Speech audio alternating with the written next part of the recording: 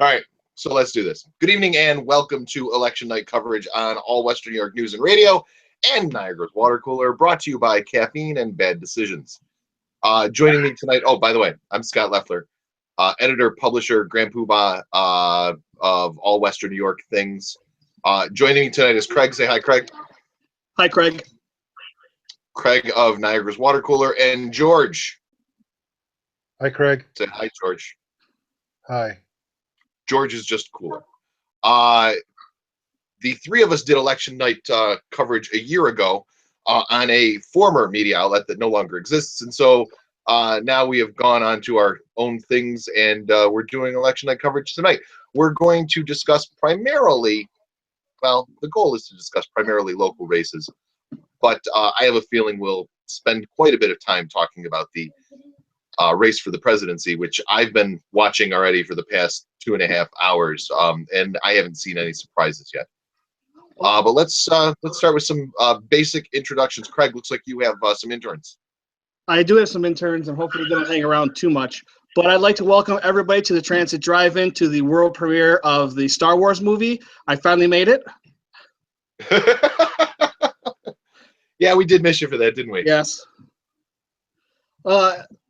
Yeah. So, Craig, George, I assume you guys both went and voted today. Did your civic duty, etc.? I did. I was number 401 at my district. Wow, that's nice. I was Georgie? number 40. I was 93 or 94. Now I forget, but I was I went to vote around 11 o'clock, and I was 93 or 94. I thought that was moderately decent. I didn't see any problems at my polls. There was someone there from the Angelo Morinello campaign. He's running for assembly against John Soretto, and there was somebody there outside the restricted area, so they were allowed to be there, but they were there with their red Angelo Morinello shirt, asking people if they needed help physically getting into the building. I don't know exactly what was going on there, but there was somebody there. But I didn't see any problems. There wasn't any harassment going on. I have seen some national reports of that, but I haven't really heard anything local, although a mutual friend of all of ours did comment on something that happened at the Rockport Library earlier. Craig, I don't know if you wanted to. Yeah, you had Craig a first Craig had a counter to that, though. Well, I don't know. I was there. Let's see. It had to have been between 6:30 and 7 o'clock. And there was an issue with some kids who were giving the security guards a hard time, and they were pretty much yelling at him out the door. There was no one in the parking lot that was coming in to vote, really, maybe one or two people, and the poll itself right there was completely empty inside. But those kids were definitely giving the security guard a hard time for being removed. They were loud upstairs where the stacks are, and that's why they moved them. And George keeps moving around. So, Craig, this wasn't a voting issue, is what you're saying? Not that I saw. I'm a regular at the library. There may have been something afterwards, but I really didn't see it. Like I said, the only uproar that I saw, and it was a definite uproar, was with some kids, teenagers, maybe between 15 and 20 years old. There were 6 of them, and they were giving all matters of trouble to the security guard for being removed. Now, Craig, you do just about live at the library, it seems. Did you, is that where you vote? No, I vote over on Davison Road, and I tried to get over to Davison Road, and Akron Road and High Street were both closed right by Roy B. Kelly because the Lockport police had the roads closed because the fire department was working on a structure fire. George, any commentary on your voting experience today? Very quiet. Went over to the high school, almost learned something. Managed to avoid that. Walked in. My disappointment was we walked into the first table when you walk in, and in order to get to the table where we had to go, you had to basically cross the basketball court, and no basketballs were provided.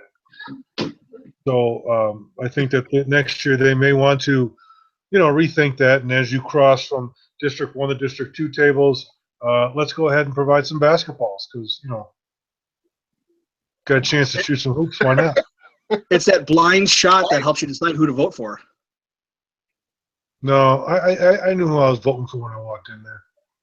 I have made major, well, not major, but I have made life decisions based on, all all right, if I hit this shot, I'm going to ask the girl out. And if I don't, I'm not going to. I did that when I was like 16, but I don't do it anymore. Mostly because I don't have a basketball hoop. Oh, well, and apparently they don't provide them at voting places. So that really puts you. Well, they got the hoops. They just don't have the basketballs. Right.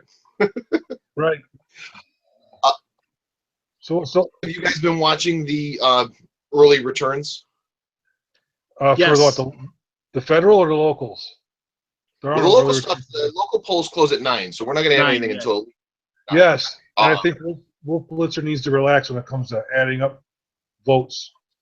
He's getting entirely too excited about watching the Florida vote change hands every Yes, 5 I minutes. just saw the same thing. I feel like maybe Wolf Blitzer is very excited about how technology works. It almost seems like he's never seen an election before. I just think he's happy that he gets let out of the house every day to go to work. He did do Well, there's tonight. that. He goes, if my math is correct, Hillary's ahead by 980 votes in Florida. That number is actually on On the screen. the screen, so he's doing his math right. If my reading is good, Hillary's, and of course now, so with those early returns, Florida has gone back and forth as it is, normal. Right now, Trump is leading slightly in the state of Florida, Yeah. but that'll pop back and forth probably between now and midnight. I You have know no what? idea what time certain states are going to be called. I expect, or to be completely honest with you guys, I kind of hope that we're done with our broadcast before we know who the president is. Well, Because I have a feeling we might not know who the president is until 1, 2, December? 3 in the morning. well, the biggest surprise for me is Texas. I'm shocked at how close that is. Texas is one of those states that you would think should be, red, and it's always been red, and it's always going to be red. But there is Democratic pockets in the state of Texas. So I wasn't all that shocked to see that Hillary was doing okay there. What I was shocked to see is that Hillary was actually winning in some typically red states a couple weeks ago. I mean, at one point she was ahead in Arizona. Arizona's red. I mean, Arizona's red. That would be like her leading in Texas. To have her, doing okay in Texas is one thing, but if she were to win Texas, I mean, that's well at this point. My son, that slick dressing guy that does all that Wolf Blitzer gets all excited about on CNN, mentioned that Ohio, if Hillary wins Ohio, she basically is president. What makes We Ohio? got feedback from somebody somewhere. Are one of you guys watching television with the sound on? Yes, Or but it's really low. Oh, I don't Here, know. I I'll was pop- definitely getting feedback. we have the sound off. Well, if I have the speakers on my laptop, will that create feedback? No, I mean you should. Otherwise, you wouldn't be able to hear. No. I we look got weird the- without my glasses on, but with my glasses on, I have these dots. I don't know what to do here. Is it Superman or is it Scott Leffler? Wait a minute. You look totally different with your. Wait a minute. No, but seriously, what's so important about Ohio? I'm calling you. The saying goes, as Ohio goes, so goes, the nation. One thing I can tell you is that Republicans do not win the presidency without winning Ohio. Democrats can.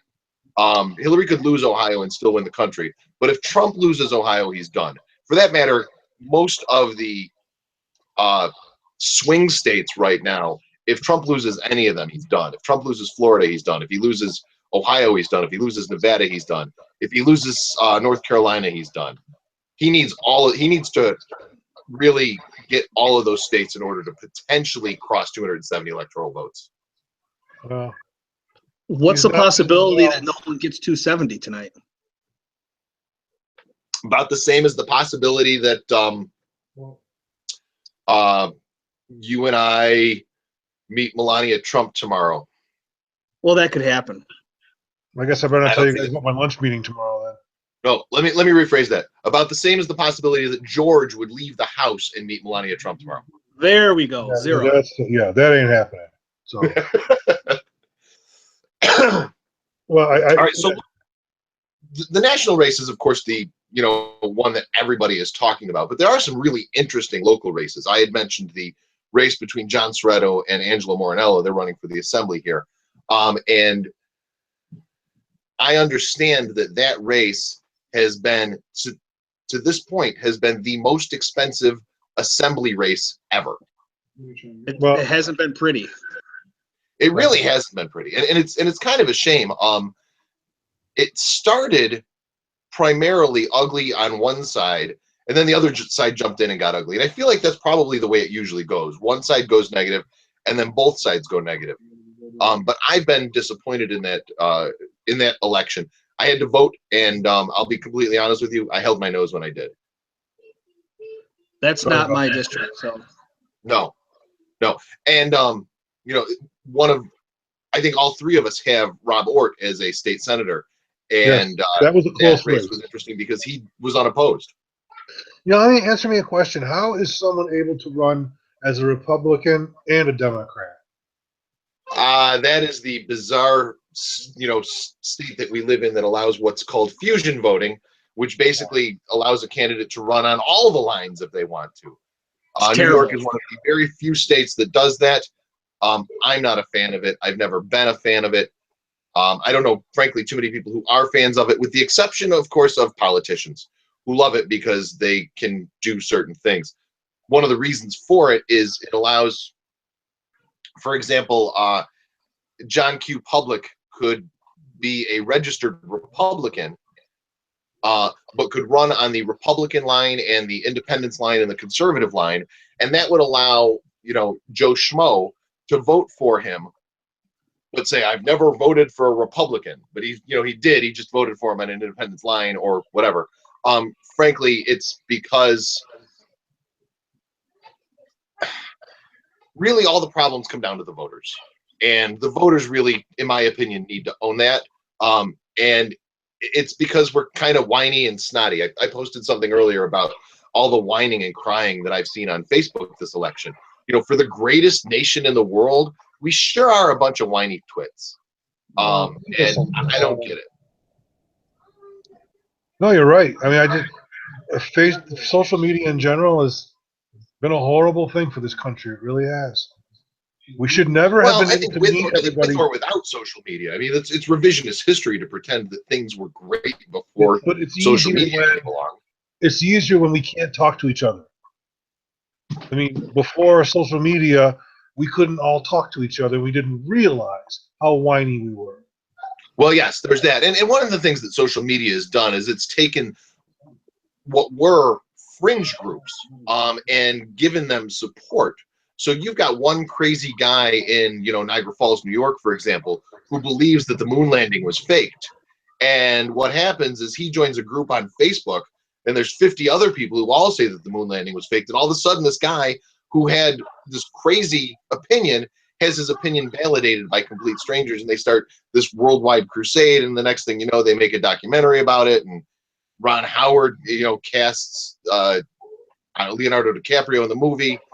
I don't even know what I'm saying now, but you get what I'm saying, is that social media has allowed fringe groups to be more empowered, more emboldened because they've gotten support.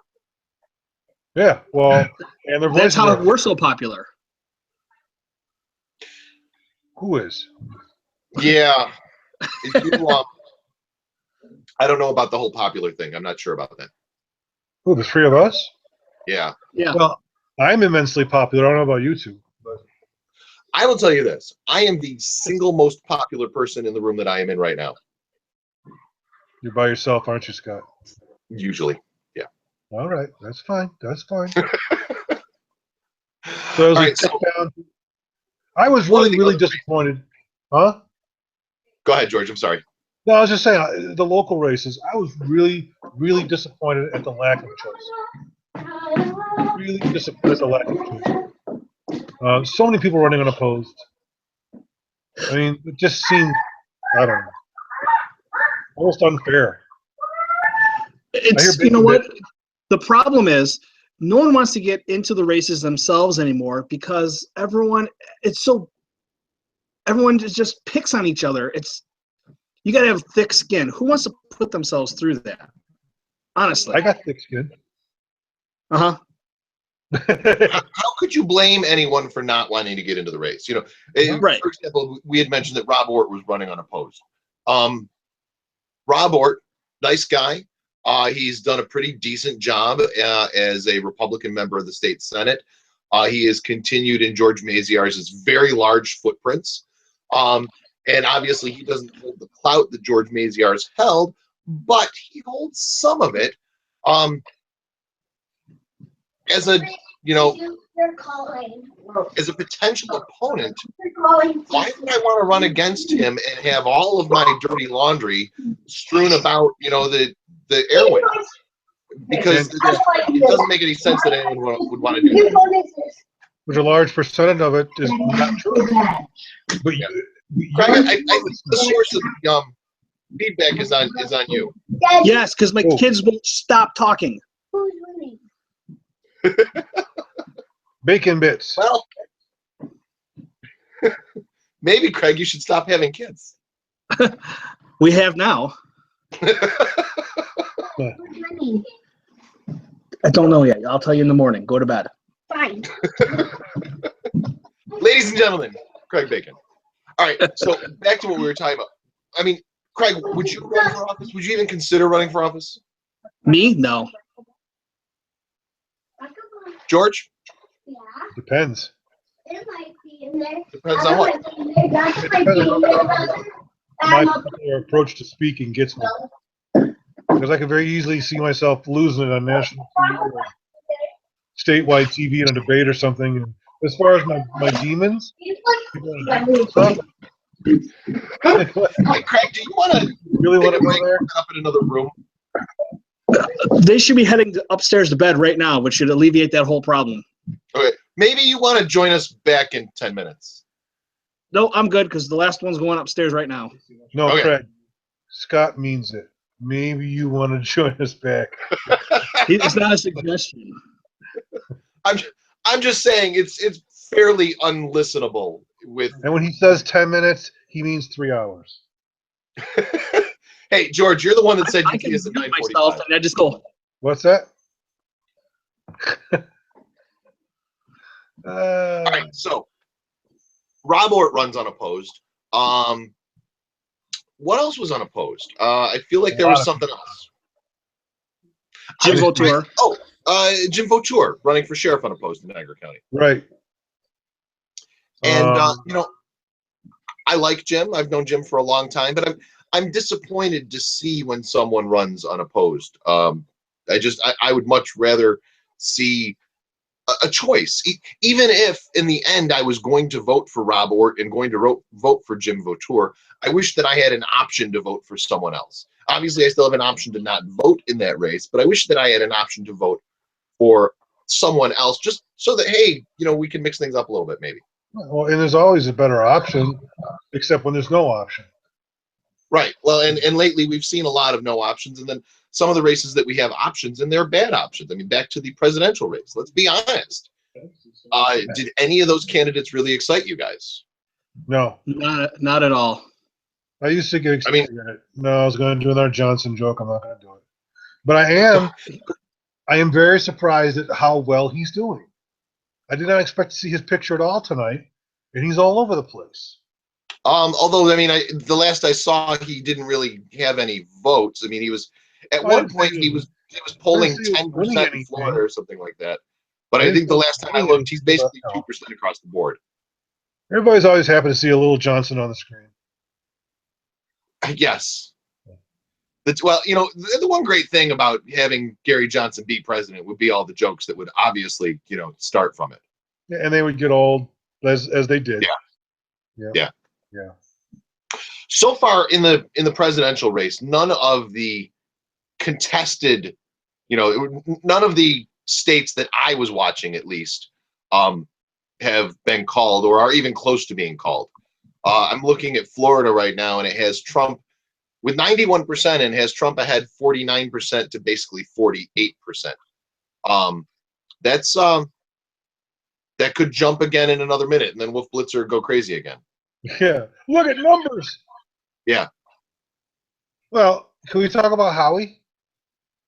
Of course we can talk about Howie. He's not here to defend himself, so please, let's do it. He refused to join us. You know, I mean, everybody's jaded by this process, but I think Howie is just deeply wounded by the process. You know, I've never seen anybody in my life so angry at two people he's never met. This is Howie Balaban that we're talking about. Howie is a writer for Niagara's Water Cooler and a mutual friend of the three of ours.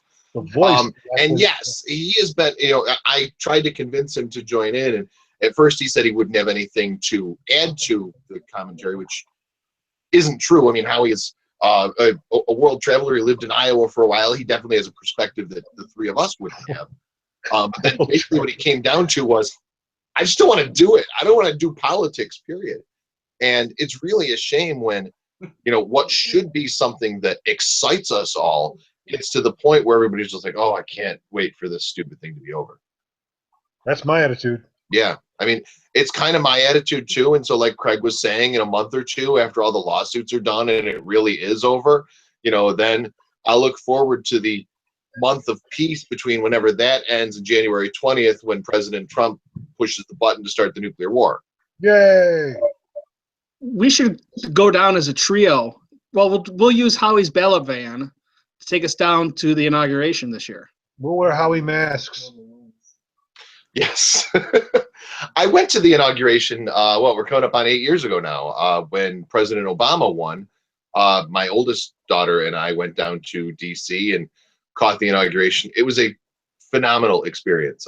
It was a disaster. It was a mess. It just the chaos everywhere. But it was so much fun. I highly recommend it to anyone. And I had decided ahead of time that I was going to the inauguration no matter who won. I was glad in the end that Obama won, primarily because it meant that my daughter would want to go with me, because she was not going to want to go if John McCain won. Now, I want to bring up a little history here. That's not me, is it? I turn my volume down. 8 years ago, when Obama was running for president for the first time, I remember seeing people say that if Obama wins, they're moving to Canada, they're moving to Europe. And I saw the liberal supporters of Obama laughing, going, I can't believe you'd say something like that. A president is a president. Fast forward 8 years, and here we are talking about if Donald Trump becomes president, we have the group who was saying, oh, come on, this is America. All of a sudden saying, hey, if Trump wins, I'm moving to Canada or Europe. Yeah. And the other side's laughing. Nothing ever changes. No, and you got the same 15 wackos in Texas saying that if Hillary Clinton wins, there's gonna be a war.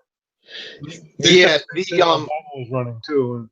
The calls for revolution are really unnerving, we'll say. I want to believe that no matter which candidate wins, the Republic will outlive them. I want to believe that. Well, look, there's two things. These people are going to go and go sit back behind their computers and become keyboard warriors again. They're not going to raise arms. But the thing is, these people are angry. They're genuinely angry. And when politics doesn't work, when politics alienates the people are going to be angry with politics. And who runs politics? Politicians. So I can understand some of this. What I can't understand is the absolute, complete, inane things that a lot of these people are saying. That's the part that I can't fathom at all. Can we back up to where George said genuinely? Genuinely. Yes. He was saying it. He was emphasis on the line. Literally no longer works. So I had to find a new one. That's figuratively the dumbest thing I've ever heard. You know, if we do this again next year on video, we should take some time beforehand to do intros like Monday Night Football does. You know, like George Roop from the University of Buffalo. And then George, I did try to do that. You didn't tell me. You were here. You guys know how to get a hold of me. Anyway, I'm not hard to. I meant I tried to do it when we started. Like, hey guys, introduce yourself, and you said, "I'm George." No, not like that. That's boring. Oh. Pre-recorded. Oh, I'm not. I don't know how that makes any. I just found out this was a video like 20 minutes ago. So this is true, actually, Craig. He's like, "Hey, is this an audio thing?" And I'm like, "No, it's video." He's like, "Oh." I was like, "George, wear clothes." So I did that, and I had. That's why we got the sunglasses. I thought I Scott greatly- was being kind of Yeah, serious. by the way. Just All delay right, it. so locally, what was on your ballot today, Craig and George? My ballot was very unexciting, but I think that you had a ballot measure that that I did not. Did you? Craig, didn't you? yeah, Craig can explain it a lot better than I ever could. We had Proposition 1 about whether if a mayor died or resigned, then does the president of the common council who moves up to the mayoral office have to run for a new term at the next November election cycle, or do they just fulfill the whole term that was left over by the previous mayor? And that comes into play No. because, yes, I thought you told me that the idea was the next November, the next like November. a Yes. no, like there'd be an emergency election kind of thing. So It would we're not still stuck be in with the mayor we November. didn't want. It would still be in November. Yeah, but the No. difference is George What you're is saying, explaining- Craig, that the way he understood it was that today's ballot proposition number 1 was in essence calling for a mayoral referendum on Ann McCaffrey next November. well, that's what you said, Chris. No, that's not, no. The best example I can give is when Mayor Tucker resigned. He resigned 7 weeks or 6 weeks into his new term. It was Right. the third week of February, so maybe 8 weeks in. It's a 4-year term. So does the new mayor, Ann McCaffrey, who's filling in what's left, does she get all 3 years and 10 months, or does it have to go to a new election cycle where she's just interim until a mayor is elected? When would that election cycle take place? November. The Of closest what year? November. That's The what you following said. November. Yeah, That's the what I following was November. So I would imagine that it would have to leave a certain amount of time. In other words, if the mayor were to resign, in mid-October, there wouldn't be enough time to get them on the ballot for that November. It would come the following November. But if it were to happen in March, as I believe has happened with Mike Tucker, maybe that was February. I don't know, but it was February. relatively early. If it happened then it would happen, 9 months later in that November. Right. Well, so that's what I thought. That's what Craig got me to understand, and now it makes more sense than it did when I voted on it. Well, the good news is, George, somebody misunderstood it the other way and probably canceled your vote out. So, Yeah, well, but all votes matter. All right. So, Craig, what is your feeling in Lockport with this referendum or with this proposition? It seemed to me, early on that this is just Democrats don't like Ann McCaffrey, and it has everything to do with Ann McCaffrey and nothing to do with the actual process. Am I reading that right? I'm kind of torn on it, because I can see both sides on it. However, we allow a vice president to serve the remainder of a term, even if it's a month into the term, like when That is William correct. Henry Harrison died. So why should that really be any different for the mayor? Some people say, well, she's not elected. Well, she was elected. She was elected to the Common Council, and she was chosen to be the president of the Common Council. So therefore, she is an elected position. So the mayor chooses the Common Council president. The Common Council president ascends to the mayorship if the mayor should leave office for any reason whatsoever. So the mayor is saying, if I leave office, this is who I want to serve for me. Not a lot of thought was given to it that way until recently with Mike Tucker's resignation. But that's really what the system is, right? Exactly. All right, so back to what I was saying though. Back to what I was saying though, Craig, is today's proposition really a referendum on Ann McCaffrey though? Because what I got from it was that people that don't like Ann McCaffrey supported this proposition because they're upset that Ann McCaffrey's mayor, period, and still mayor for sure. I could see that, and you're probably right. It probably is a referendum on her being mayor. But like her or not, she went through another election cycle and she was elected mayor. So I think that at this point, the whole issue is a moot point. Sorry, guys. I'm just the results are starting to go in. CNN with 0% reporting, 0 precincts recording, has already given New York to Hillary. Not that it's a surprise. What surprises me is, why don't you count the votes first? But All right, so that's something that Craig wanted to talk about earlier. Craig was upset about exit polls being announced and states being announced that weren't done yet, or the fact that we're announcing states now while they're still voting in California and Hawaii and Alaska and etc. Personally, I don't have a problem with that, but some people believe that it reduces voter turnout in those later states. What do you guys think? when was the I last understand. time California mattered? All right, I understand that, there are trends and we're pretty true to the trends. However, 5:10 in the afternoon on the East Coast, they shouldn't be saying that it looks like a Clinton victory or a Trump victory when it's only 2 o'clock in the afternoon in California and it's 11 o'clock in the morning in Hawaii. How does it make sense that you say, well, it looks like Hillary Clinton's won the election? It just seems that it's kind of reckless to be that early with it. Well, I So think people are still voting. would you do away with polling altogether then? Because what's the difference in them saying it this afternoon versus them saying yesterday? Polling shows that Hillary Clinton is 84% likely to win. They could say that that the likelihood is there, but to come out and say it looks like Hillary Clinton has won the presidency at 5:10 is different than saying. But no, wait. That's not what they said, though. They said it looks like Hillary Clinton is going to win the presidency. Right. Not it looks like she won. You and I saw the same thing, and you can't say that they said something that they didn't say. That's not fair. You're right. I don't know. Wait. Can the record show that a human being said I was right about something? Yes, we can say that. This November 8th, 2016. I can Post it edit on that part Facebook. out. On the calendar. Yes, thank you. Well, it's like I told my son earlier today, we're talking about it. Honestly, when was the last time California mattered? 1989 World Series.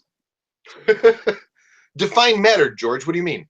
As in, before I went to bed, 11 o'clock, midnight on presidential election night, everybody was saying, okay, it all depends on what happens in California. By then, all the projections have been done. They projected.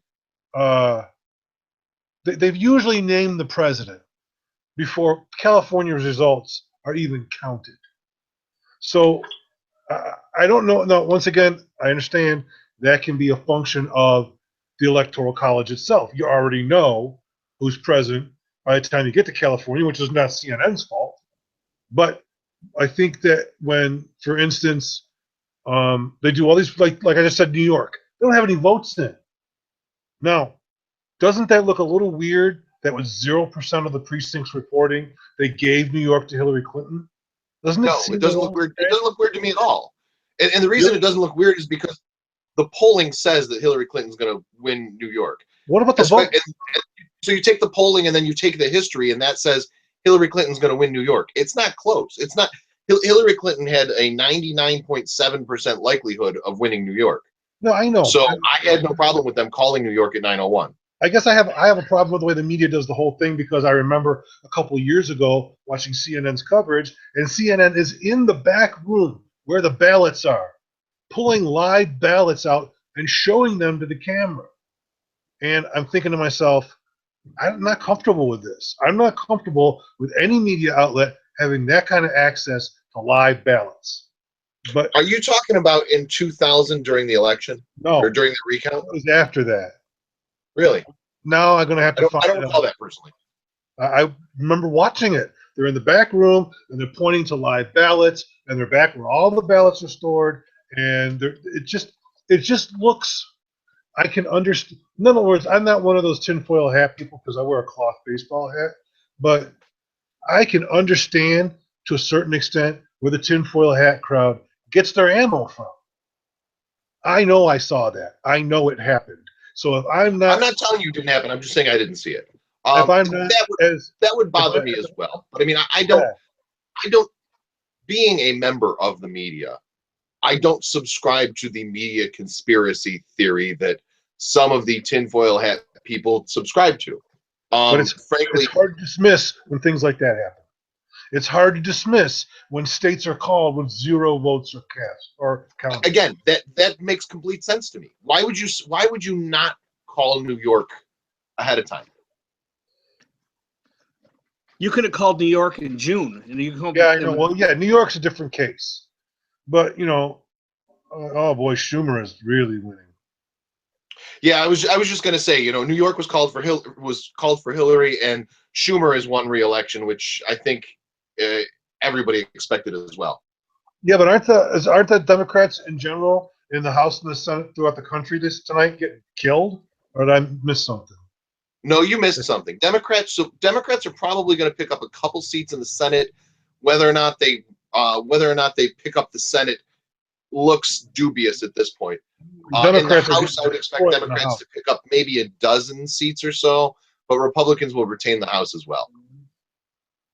Yeah, the Republicans are going to keep the House, and then it looks like the Dems could get the Senate, and that means that if Trump wins, he's not going to get anything done anyways. So good. That was fun. Let's talk about local.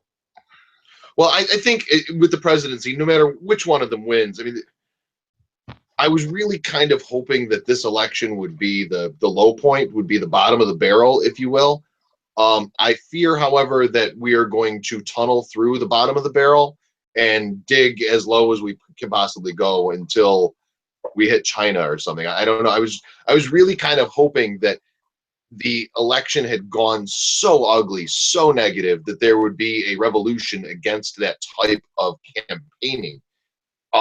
Basically, Donald Trump was such a horrible candidate that my hope was that people would go, yeah, we can never do this again. But the fact that he's winning states, any states at all, tells me that his strategy of when you think you've gone low enough, go lower, has paid dividends. It means that we're going to see it again in 4 years.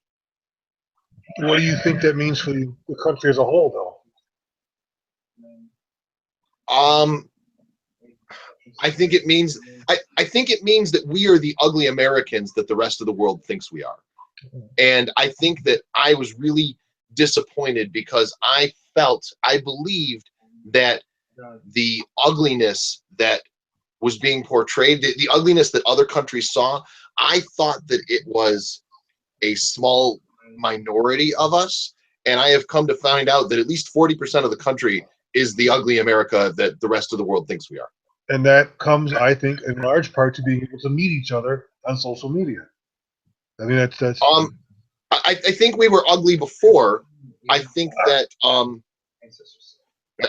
we were ugly before. I think that this just allows the ugliness to congeal in a sense. Right, and I think it also takes the ones that were like borderline on the fence ugly and either converts them to being really ugly or keeps them on the fence or has them say, whoa, I don't look at myself that way at all.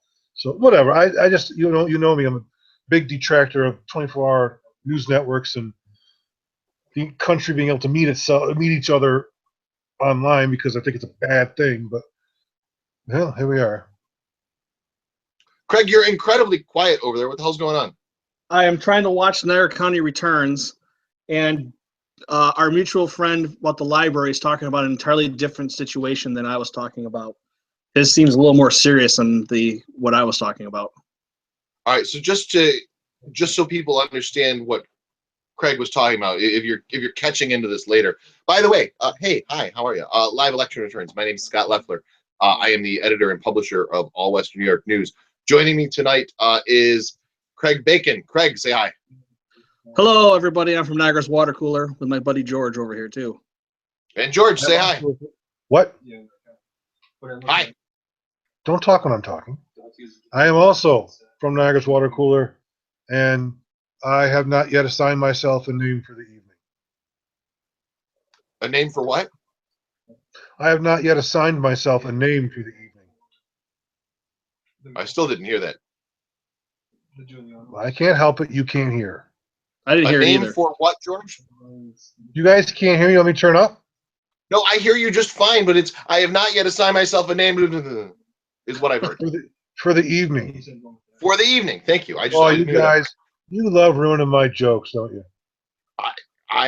Yeah, George. I'm pretty sure that your name is still George this evening. It's a title that you might not have yet, and we can call you all sorts of things. You could be George of the Jungle. You could Yeah, I've be never heard that. George.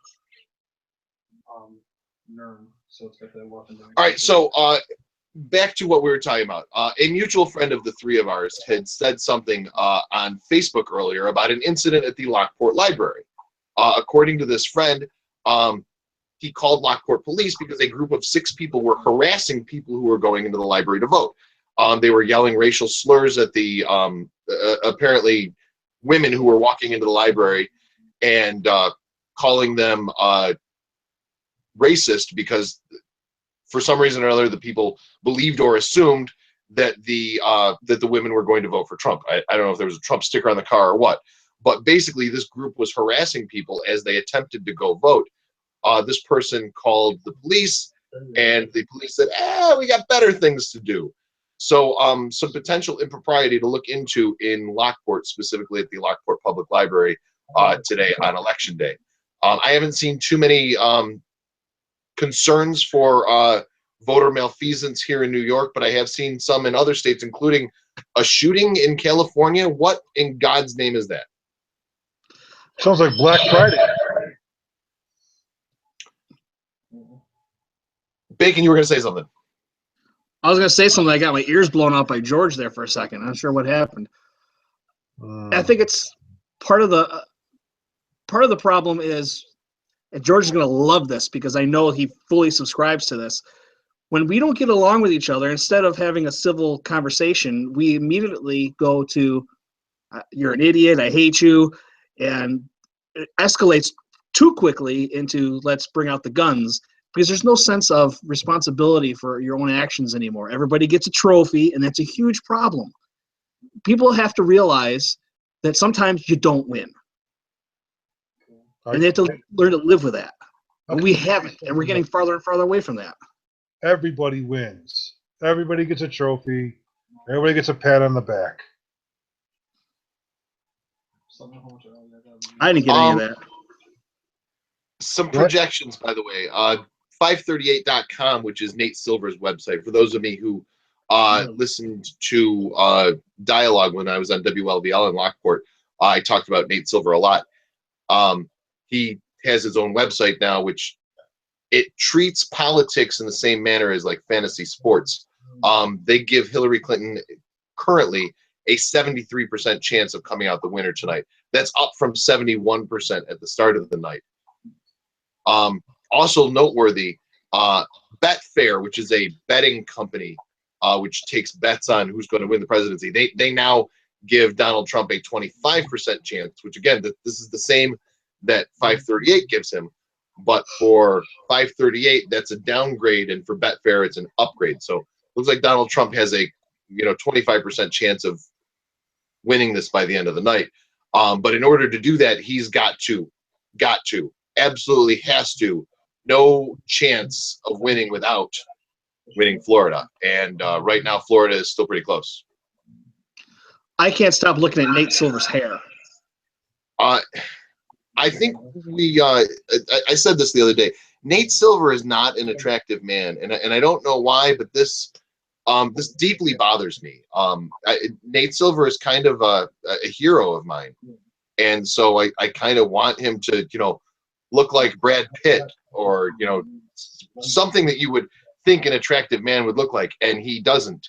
He looks like a high school science teacher, which I guess, thinking about it, he kind of is a high school science teacher, so maybe that's what he should look like. But I want him to look different. I don't know. I am looking at what you just. I'm listening to what you said about 538 and the odds and everything, and I am looking at all of this stuff, and I think that Trump is about to, in the next few hours, how do you say, buck the odds? He's winning in all of the battleground states, some of them considerably. He is. You still have big cities, though. The big cities will definitely go I more know, I blue. understand that, but he's. It's just a weird. It's weird to watch election night because you never know what's going to happen from one minute to the next. But he is just. Wow, I don't understand why this election is as close as it is. But Right, one of the difficulties, one of the frustrating things, and the unfair things about watching returns as they come in is that they don't come in equally from all polling sites. And frequently, they'll come in from rural areas in bunches, and then urban areas in bunches, and then rural areas in bunches. And so it's hard to say without knowing exactly where those votes come from what exactly that means. I can tell No, you, I agree. having sat at the Board of Elections in Lockport for a number of years on election night, it was always the weirdest thing. Lockport would always be one of the last places to actually have their ballots get to the Board of Elections. I never understood how. They would get there from Wilson and Barker and Niagara Falls. I felt like they could be trucked in from Tennessee more quickly than they would get there from Lockport. I don't know what happened to the ballots between the time the polls closed at 9 and the time they eventually got to the Board of Elections at 11. But oftentimes I find that ballots come in bunches, and so what you are seeing right now, I think Donald Trump is up, what is it, 49 to 47 in Florida, something like that, George? He is I currently think on. that I Yeah, think 40, that well, 49 to that 48. could flip. I But think that could flip like that, depending upon I where know, ballots come in from next, because and it that's with did, too. 93% reporting. Ohio was way ahead for Clinton, not just 20 minutes ago, and now Trump has pulled way ahead in Ohio. I do And, not expect Clinton to win Ohio. Clinton was not expected to win Ohio. If she wins Ohio, it's done. If she wins It's a done Florida, deal. it's done. I don't know. Now, See, I just pulled up the Niagara County elections, and in Niagara County, it's a virtual dead heat between Clinton and Trump. that's not good. If you're a Clinton person, because usually the Democrat just walks away with it. Well, I can tell you that 4 years ago, Obama won Niagara County, but I believe that 8 years ago, Romney won Niagara County. So Niagara County is not always blue. In fact, they just updated, and now it's Trump with a 1,100 vote lead. In Niagara County? Yeah. Yeah, that's weird. Very weird. I'll make that. I should- It's more than that. It's 1,600. I shouldn't be as concerned about that as I am, but I am concerned about that. All right, congressional elections. I believe we all have the same congressman. Chris Collins running against Diana Kastenbaum. Collins is the Republican incumbent. He was the first congressman to endorse Donald Trump for the presidency. And he has steadfastly believed, he has steadfastly supported Trump, even at Trump's darkest moments. Chris Collins not only supported him, but said, Trump's going to win for sure. There was one case in which he thought the electoral college vote was going to end up being tied, and what would happen would be the Republicans would put Trump in for the presidency. Just the whole thing was just really, really bizarre, really interesting. But he's running against Diana Kastenbaum, a Democrat out of Batavia. Collins from Clarence or Williamsville. I can't remember which. I want to say Clarence. Anyway, he didn't spend a dime. He didn't run a commercial. He didn't make an ad. He didn't do anything. And I would expect that he wins re-election fairly handily. That race was not one that was considered to be competitive, despite the fact that I would kind of think that it would be. But no. Then, of course, you've got the race with Tom Reed, which I wouldn't expect to be competitive and is very competitive. Well, Collins has got a 3-1 lead. Yeah. Yep. I'm trying to update it and look right now. All right. So what are your thoughts on that race, though? I mean, didn't you feel that that race should be tighter than it is? I didn't even know he had an opponent.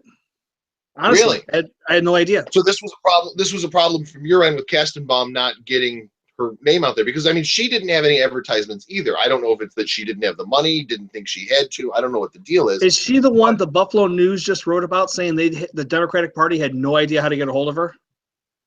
I did not see that story. I mean, if that's the case, that's kind of sad because I've gotten a hold of her. So let's Let be me get honest. the paper and look. Democrats tend to run on the inept side, so it wouldn't be surprising to me if they were incapable of getting a hold of their candidate when I was capable of getting a hold of their candidate. So I don't know. I'm looking at results from the first judicial district, whatever that is. 46.43% of the ballots are blank. Huh. I think a lot of people probably voted on the presidential election and did not vote on the down ballot races, which is a shame. Because I know that this is a big presidential election, but in the grand scheme of things, it's the local elections that really affect your life on a day-to-day basis, much more so than the presidency. Not only that, but the presidential election is very a big election for all the wrong reasons this time around. Well, I think that's often the case. And you know, I think that a lot of times people see doom and gloom, and this is always the year. This is every year. This is the year that there has never been an election like this. And if, you know, person A wins, we're going to turn into Nazi Germany. And if person B wins, we're going to turn into, Stalinistic Russia. And every year it's the worst possible year ever.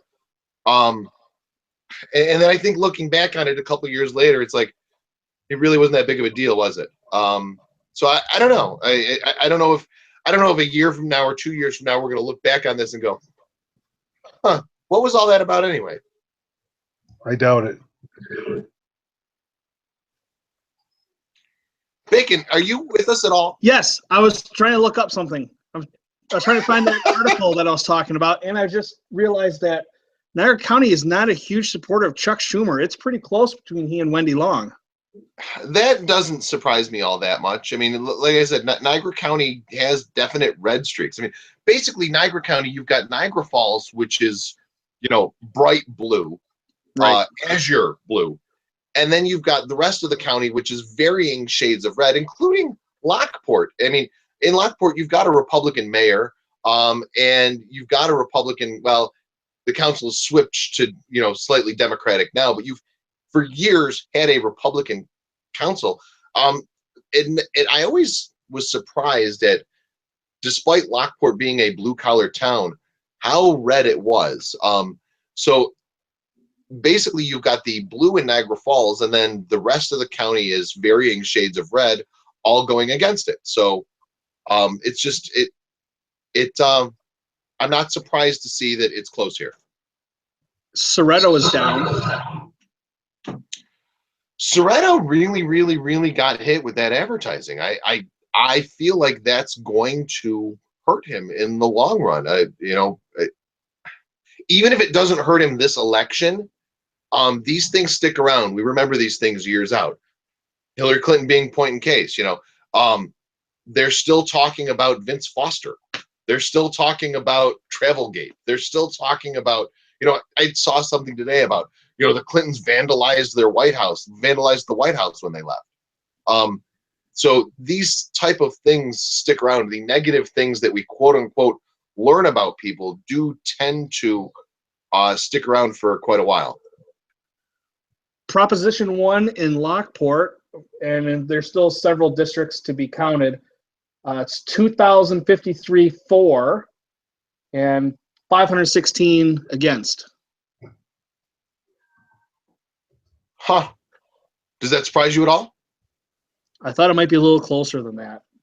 I'm kind of surprised how many people voted yes for it. I don't know if it wasn't well understood, or I don't know, term limits, I think, is possibly how they viewed it too.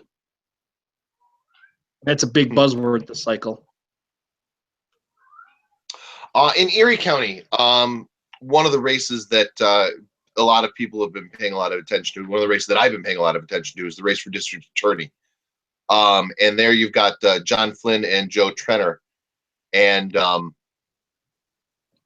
it looks like with 1% reporting, John Flynn has a very, very, very, very, very small lead. Flynn is endorsed by the Democrat Working Families Party, and Trenner is the Republican Conservative Independence parties. Just as you said that, he was on TV. Oh yeah, Flynn was. there Yeah. you go. Also in Erie County, we've got Amber Small and Chris Jacobs. That the 60th Senate seat. That's another one that was ugly. And between you and me, I don't know why it was so ugly. I've always liked Chris Jacobs, and Amber Small has done great in the Parkside community. I really respected both of these people until about 4 weeks ago, and It's now, kind of and now I don't like either one of them. Although to be honest with you, I like Chris Jacobs less at this particular moment because he really, really, really went ugly, and I don't know why. I've always respected him, and whatever respect that I had is gone. Gone, I tell you. I find it interesting that Anthony Masiello endorsed him. Yeah, I have to imagine that is to a degree the former mayor hedging bets, saying, all right, I think this is what's going to happen. The Democratic Party started to spend money in that race and then stopped, which was an indication to me that their internal polling said that they weren't going to win it. I don't expect Amber Small to win tonight, but I don't expect her to go away either. I think that we'll hear from her again. Maybe not in a Senate seat, maybe something smaller, whether it's school board or city council or something. But I feel like Amber Small is going to be around for a while. Isn't that sometimes why they run, is so that they're prepared for? They know they're not going to win, but they set themselves up for the next cycle. Yes and no. I think a lot of times candidates run in large part because somebody from within the party convinces them that they've got a shot. The person doing the convincing knows that they don't really have a shot, but they just want someone on the ballot. So the odds are, to be completely honest with you, that somebody pulled Amber Small aside and said, hey, you should run because you could totally win. And really, they just wanted to make sure that there was a Democrat on the ballot, because in far too many races, as we've already pointed out, they're uncontested. Tim Kennedy running in the 63rd Senate District, uncontested. How is it possible? Michael Kearns running in the Assembly, uncontested. We already mentioned Rob Ortt running uncontested. It's just Sean Ryan in the Assembly running uncontested. How is that? Norris. I don't understand how it's possible. Mike Norris is running uncontested too, isn't he? Right, in the Assembly. Yeah, I forgot about that. Mike Norris taking over for Jane Corwin, who decided to bow out at the end of this year, and I'm not entirely sure why, but I think that Jane did a decent job as she could in the minority in the Assembly. Frankly, that's a seat that, in my opinion, should go to a Democratic candidate, because a Republican is never going to get anything accomplished in the Assembly.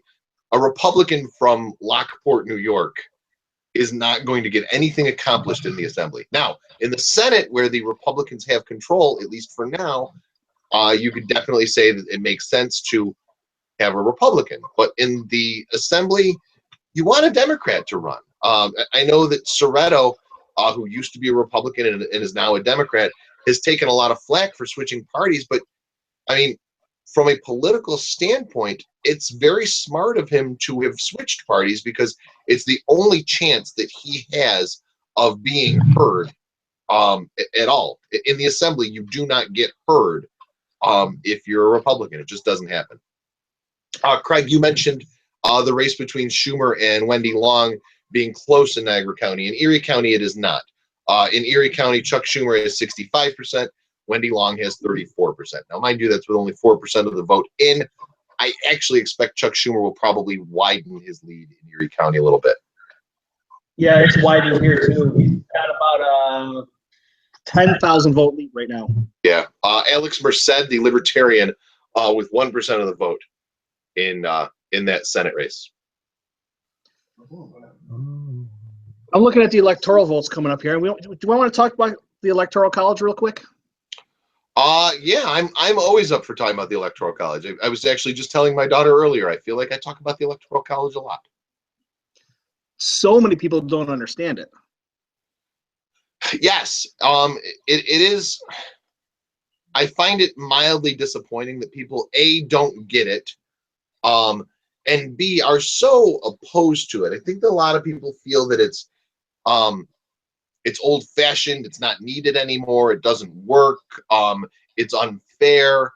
I feel like the Electoral College is actually a very, very good thing.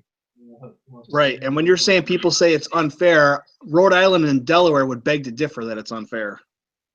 Exactly. I mean, basically, if it weren't for the Electoral College, states like Rhode Island and Delaware would have their votes completely canceled out by the city of San Francisco.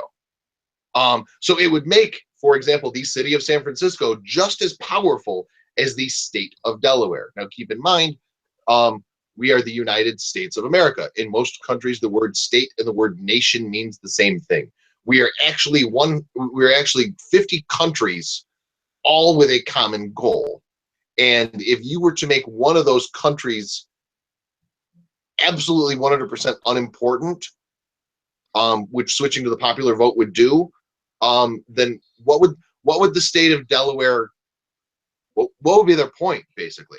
Right. If the state of Delaware could be canceled out by, San Francisco, and I don't know what the population of either one of those states is. I'm just throwing something out there, but it's not too unbelievable to think that their populations are probably similar. Now, the one thing that comes up regularly when we talk about the Electoral College is it's, for the most part, all for one and one for all. What would you think of a proportional allocation of the electoral votes? There are two states that do proportional allocation of electoral votes, Maine and Nebraska. And I like it. They proportion their votes by congressional district. So in Maine, there are 4 electoral votes. If you win the state, you get 2, and then you get 1 per electoral or 1 per congressional district. So you could potentially win 4, or you could win 3 out of the 4, because the other congressional district could go for another person. I like that. I like the fact that each state is allowed to divvy up their electoral votes however they so choose. Of course, the number of electoral votes per state is figured by some sort of crazy algorithm. I don't entirely understand it, but it's all part of the census. So, I mean, states don't get to choose how many electoral votes they have, obviously, or everyone would choose a billion. But the state can divvy up those electoral votes however they want to. You note that the 2 states that do it are small states. Right. Large states are not going to want to do that because large states tend to be more polarized. Look at New York, look at California, look at Texas. The 3 of the largest states, super blue, and super red. So the Democrats that run New York are not going to want to allow any Republicans to get electoral votes out of New York State. They're going to want to keep New York solid blue. If you switched it up by congressional district, I think that what you would see is about 2/3 of the votes would go to the Democratic candidate, and 1/3 of the votes would go to the Republican candidate. I think that the quote-unquote leaders of New York State would say that it would make us less important. I don't know that I believe that. I don't know that I think that that's true, but I think that that would be their argument. It would be a heck of a lot harder to get to 270 too.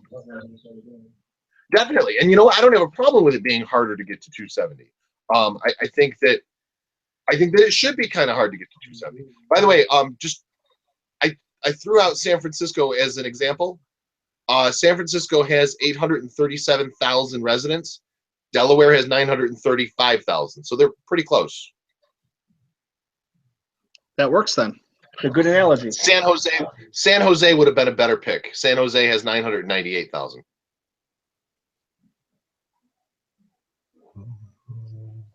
Our updates are frozen here on Niagara County site. All right, well, let's check Erie County. George, how's it going over there, by the way?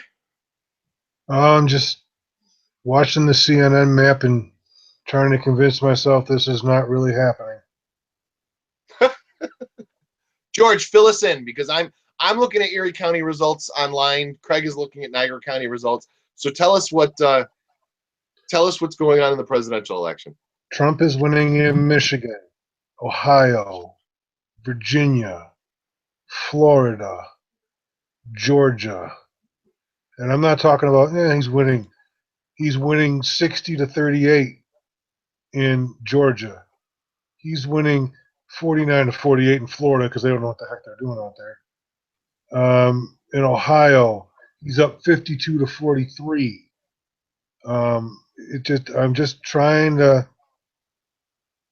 convince myself that I'm really not about to live in a country run by Donald Trump. But that being said, if Trump wins, you know what? Tomorrow morning, Trump won. He's our president, and we move on. I really wish more people had that attitude, because if they did, then we might be able to heal when this is all over. Because if this country needs one thing, when this is all over, it is to heal. And I don't know. All right, states that are considered swing states: Florida, North Carolina, Virginia, Pennsylvania, Ohio, Michigan, Wisconsin, Nevada. Those are the states that I'm looking at. I know that some other places are also looking at Arizona, and some places are even looking at Iowa. I think that I don't think that those are really swing states anymore. But of the states that I'm looking at as swing states, currently, mid-vote, Donald Trump is leading 5 out of 6 of them. But again, that's mid-vote, and like we said earlier, and George, do me a favor, stay away. I know. Stay away from the rope and the sharp knives, because all of these results are likely to change quickly. And what's going to happen when they do is that Wolf Blitzer's going to go, all right, and wait, hold on. Now we're seeing he's going to get very excited. You're going to get very excited. So just okay. Well, you just said something really interesting, Scott. What's that? It's 6 electoral votes. Why are you watching Nevada? You're not the only one. I'm wondering why. Well, because excuse me, no cough button. Because just 3 days ago, the electoral map that I was looking at had Hillary with 272. I'm sorry. Yes, 272 electoral votes to Trump's 266. I have that wrong, but it's close. Anyway, Hillary was only leading by a couple more electoral votes than she needed to win the presidency. So those 6 electoral votes are important. And that's another example of why the Electoral College in and of itself is important, because it means that a state like Nevada, which could be construed as, a throwaway state, doesn't have a huge population, doesn't have a lot of industry, it doesn't have a lot of things. But if we went by a popular vote, Nevada would be unimportant. Nevada would be non-existent.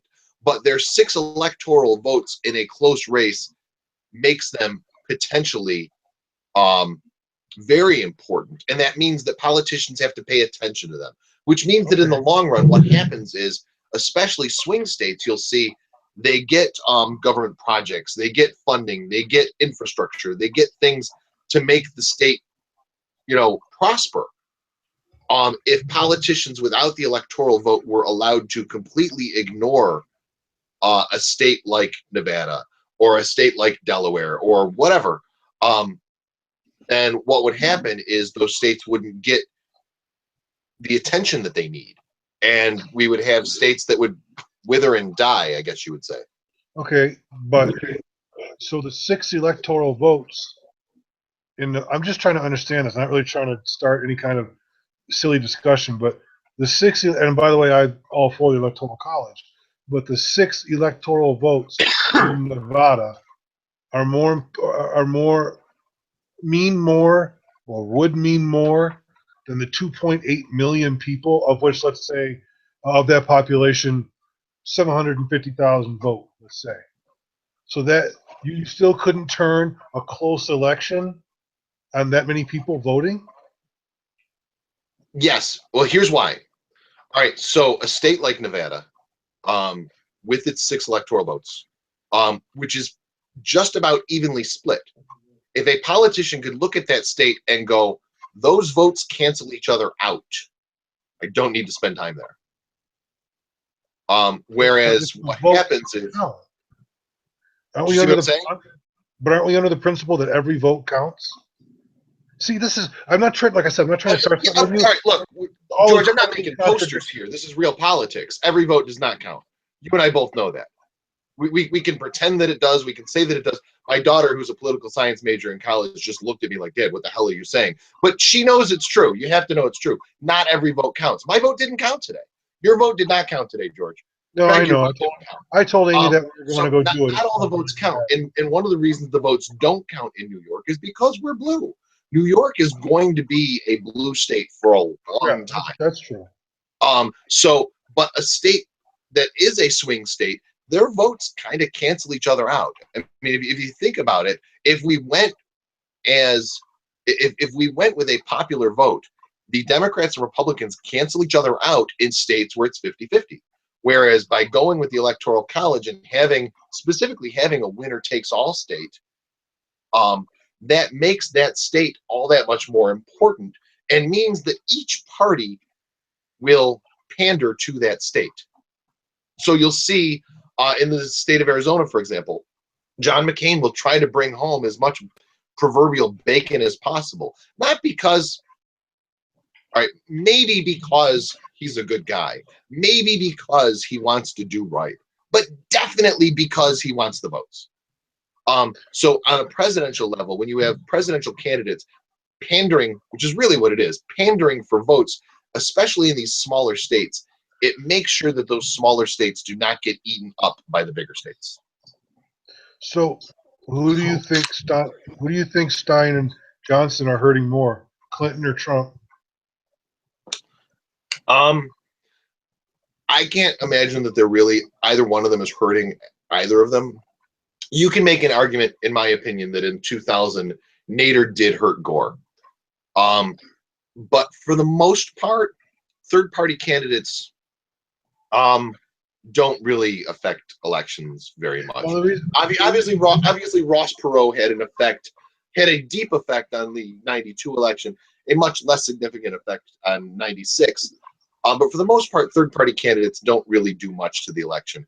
I would imagine that Stein is probably drawing a fraction of a percent from Hillary, and like it or not, most people tend to think of libertarians as Republican light. So I think that Gary Johnson is probably drawing just a fraction of a percent from Donald Trump. They cancel each other out. I think it's negligent at best. Well, the reason I ask is because in a state like Florida, Johnson's and Stein's votes are the difference between Hillary and Trump and then some. And in states like that, in states like Georgia, I think it was. No, what the heck? It was Florida, and it was another one. Was it Illinois? Well, in a couple of states, the difference between Hillary and Trump winds up being not quite there. Actually, if Johnson was in the race, North Carolina would be an even tie almost. I don't know. It just seems to me that we need more parties, more candidates. Split this stuff up a little better. You know, it seems to me like most other countries have figured out ways to have multi-party systems, and there's always this argument that, oh, that's just not the way we do it here. I've never understood why we don't do it that way here. I've never understood why we can't do it that way here. You know, when we started as a nation, we definitely were not a two-party system. There weren't parties, period. There were fairly early on, because we gravitated from one side to the other. But we've acted like there are these polar. Well, we've acted like there are poles, like the North Pole and the South Pole, and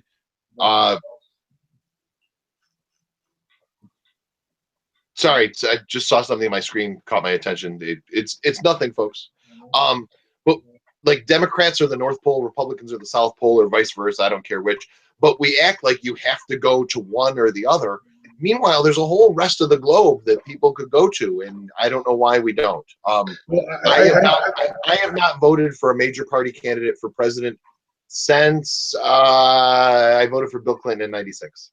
I think I've always felt, right or wrong, I'm usually wrong, but I've always felt that one of the reasons the two-party system, people don't want to change it. People in this country like a clear majority. And one of the problems that I have with, well, one of the big arguments against Trump during the primaries was he was never winning a clear majority. Well, right or wrong, it doesn't matter. I think that one of the reasons that people cling to that two-party system is it gives everybody this majority they can look at and say, okay, the majority of the population agrees with this person. And if you have 6, 7 parties, nobody gets a majority, unless one party gets like all the votes or something. But that I've always kind of felt that was the reason, but maybe I'm wrong. It doesn't matter. Okay. Yes, Craig. Okay, yeah, I finally get to say something. I've been trying to jump in here. People don't know the difference between majority and plurality. There's that. And what All the heck that is going just on? for that? Like there was all that freaking No, guys no. who should have Craig's doing like this, waving his hands around. I've been trying to get in for quite a while. I've been trying to get in for quite a while. Hey, I'm watching a couple states here. Explain New Mexico. How is New Mexico blue? I didn't know that New Mexico was blue. It's solidly right now in Clinton's camp. Oh no. Yeah, actually no. New Mexico's been blue. I want to Is say it? that Obama won New Mexico. The other state I was looking at was Alabama. I understand that it's a more conservative state, but the Clintons lived in Alabama. And how is it that much in Trump's corner? I think it's actually illegal to vote for a Democrat in Alabama. For a while, I guess. And speaking Yeah. of parties, we're talking about other countries that have more than 2 parties. Perfect example is Canada. They got 3 parties up there. That are 3 major parties. Right. And, they seem to do fine with it. I understand I guess it comes down to power from the political parties. They don't want to give up any slice of power. I think what we've seen in the U.S. is that the 2 major parties, what they've done is they've taken the sub-factions that should be their own parties and absorbed them. So we have these coalitions. And so if you, for example, are pro-choice, you have to be a Democrat. And if you are pro-gun, you have to be a Republican. And if you are, so the 2 parties have each said, all right, these are our issues. It's kind of like, Craig, when you were in high school. No, you're both horrible examples.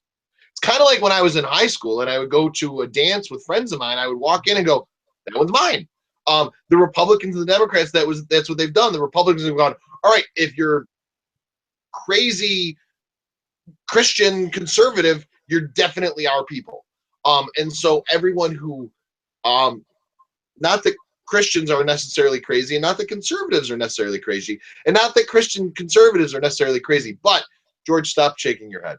But crazy Christian conservatives is definitely a thing, and they are definitely in the Republican camp. You cannot be you cannot be a Jesus freak and not be a Republican. So what they've done is they've taken these tents and built coalitions of, all right, so I'm gay, I have to be a Democrat. I'm black, I have to be a Democrat. I am, I don't entirely know what the Republican coalition is, but so we've taken what should be different factions. There should be a party that, caters to certain character traits, but the two major parties have absorbed these factions, kind of like an Absorbaloaf, if you will, Craig. And so they've just absorbed these things, and so we should have 7 or 8 different parties, but the two major parties represent those 7 or 8 parties. And then, of course, you say Jesus freaks, and they're generally Republican. The exception to that rule, say it again. you talk about Jesus freaks and that group being Republican, but then to buck that trend, Catholics. Well, I guess they're really not Jesus freaks because Catholics generally vote Democrat. I will tell you that Catholics have voted for the president every year for like the last 40 years. If you get the Catholic vote, you will see that the people who identify as Catholic have overwhelmingly supported whoever ended up being the president.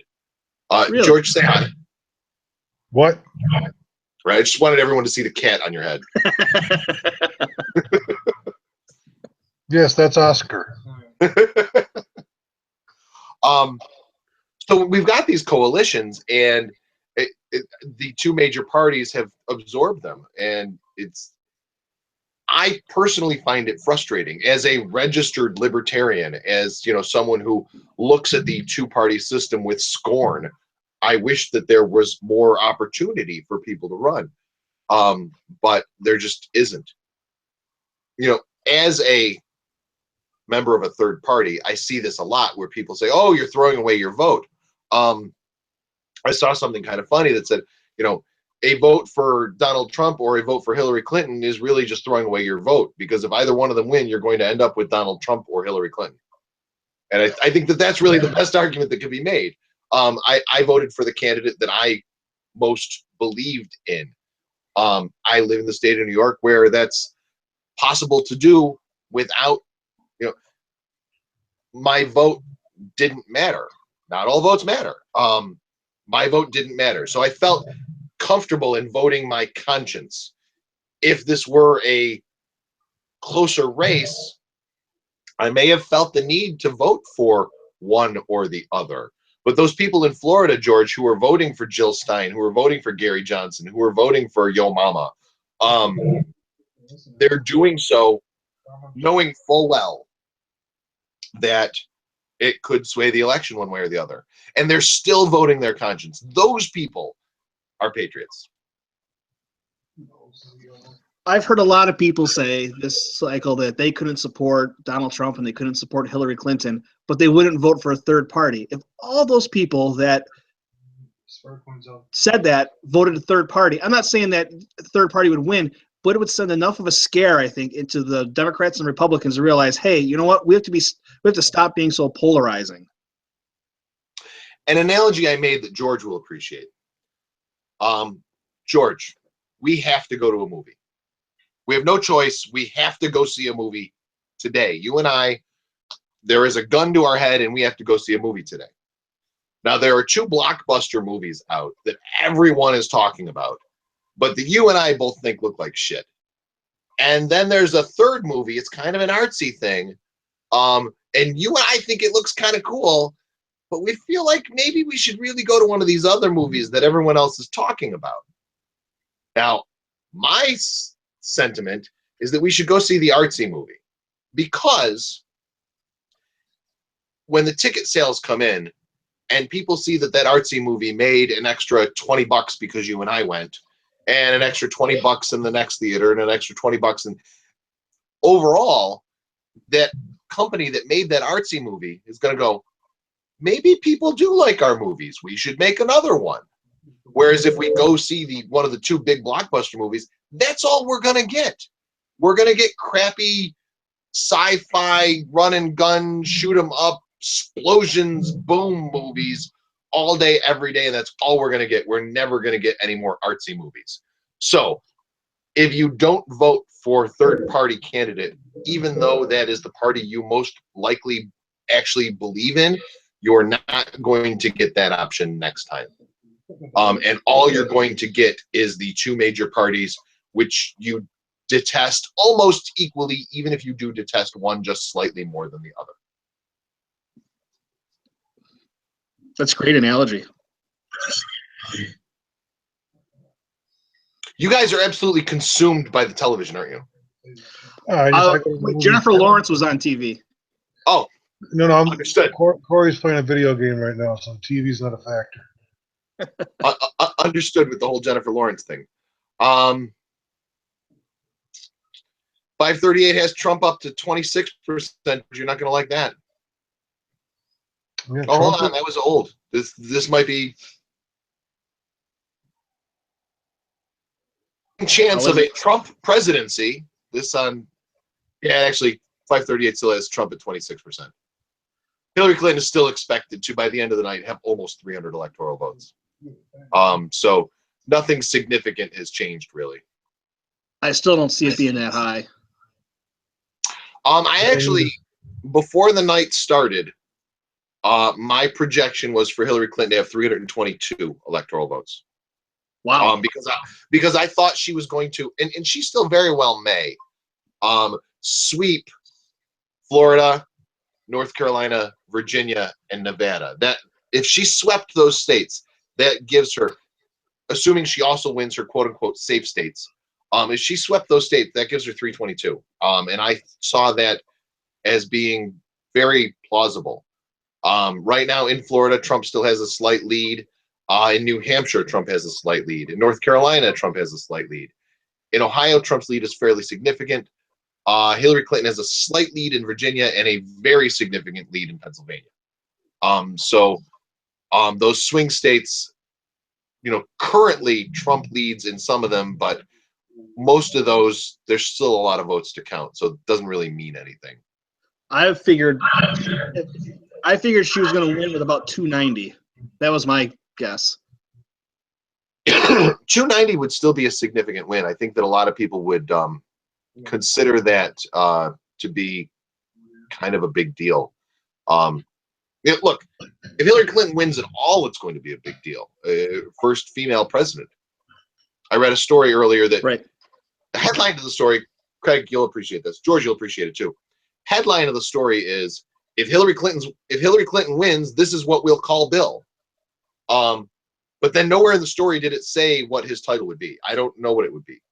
I guess Hillary proposed that he would be the first gentleman, which I think is kind of ironic. Considering. Yeah, really. Chelsea said something about him being the first laddie, which I thought was kind of funny. Isn't that George Bush's dog's name? The first Laddie? George Bush? No, No, that was Barney. Socks. Socks was Clinton's cat. Oh, that's right. Come on, you're the historian. How do you not know these things?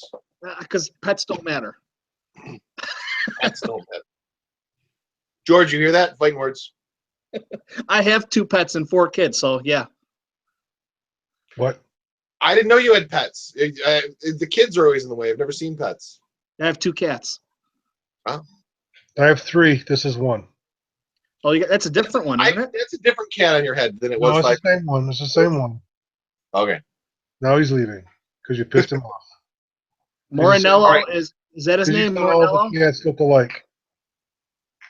Yes, Craig. Go ahead. 64% over Soretto right now. Wow. So Morinello is a registered Republican. John Soretto, a registered Democrat. This is an assembly race. In the grand scheme of things, this won't affect much. The Democrats are going to hold on to the assembly. The Republicans are not going to take it. That said, like we mentioned earlier, there was a lot of money spent on that race. I don't entirely know why there was a lot of money spent on that race. If in the grand scheme of things, it's not going to change much. The Senate is close to 50-50, and then you've got this Democratic coalition that actually votes with the Republicans, but the Democrats have been trying to sway to come back to the Democratic Party. It seems to me like the smart money to spend is in the Senate, which is why we're seeing, some of the ugliness with the Amber Small and Chris Jacobs vote. It makes sense that there's money spent there because that, could really swing things. In that race, by the way, with 28% reporting, Chris Jacobs has 65% of the vote. Amber Small has 33%. I don't know if you just watched on the news, Utah is too close to call between Clinton, Trump, and Johnson. Johnson can get some electoral votes here. Wait. Johnson in Utah? Yes. Are you sure? In Utah. I just watched it on ABC. Not McMillan? Not McMullen? Whatever his name is? No. He's in there too. By the way, Prop 1 in Lockport passed. Big time. It was huge. It was like 4,000 to 800. No, it was Craig. 1,100, yeah. Craig, you mispronounced Bigley. What? Excuse me? Craig mispronounced Bigley. Bigley? It's not Oh. big time, it's Bigley. It passed Bigley. Yep. Bigley. Did- It is Bigley.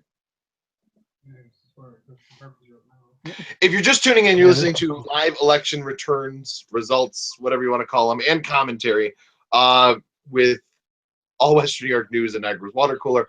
I'm Scott Leffler. I am, by and large, All Western New York News. Niagara's Water Cooler is Craig. Hello. I'm Craig. And George. I'm depressed. And Howie, of course, who is sitting tonight out because Howie is allergic to politics. He's a or smart Always something allergic to like both that. Clinton and Trump. What? Yeah, as we mentioned earlier, he was very angry about like everything, really. And he is actually, I mean, he would have been great to discuss this with because he is very representative of how people feel right now about the election. People are angry, and it is very understandable to one point, and then at the other point, it's like, just shut up and vote. Yeah, but it's. I'm sitting here with my son next to me, and room over, my grandchildren are sleeping in there, and it matters. Yeah. I'm not so short-sighted I can't see that it matters. So it does. And that's, I think, the frustration for people like me who are over-emotional and self-centered and think that the world revolves around them.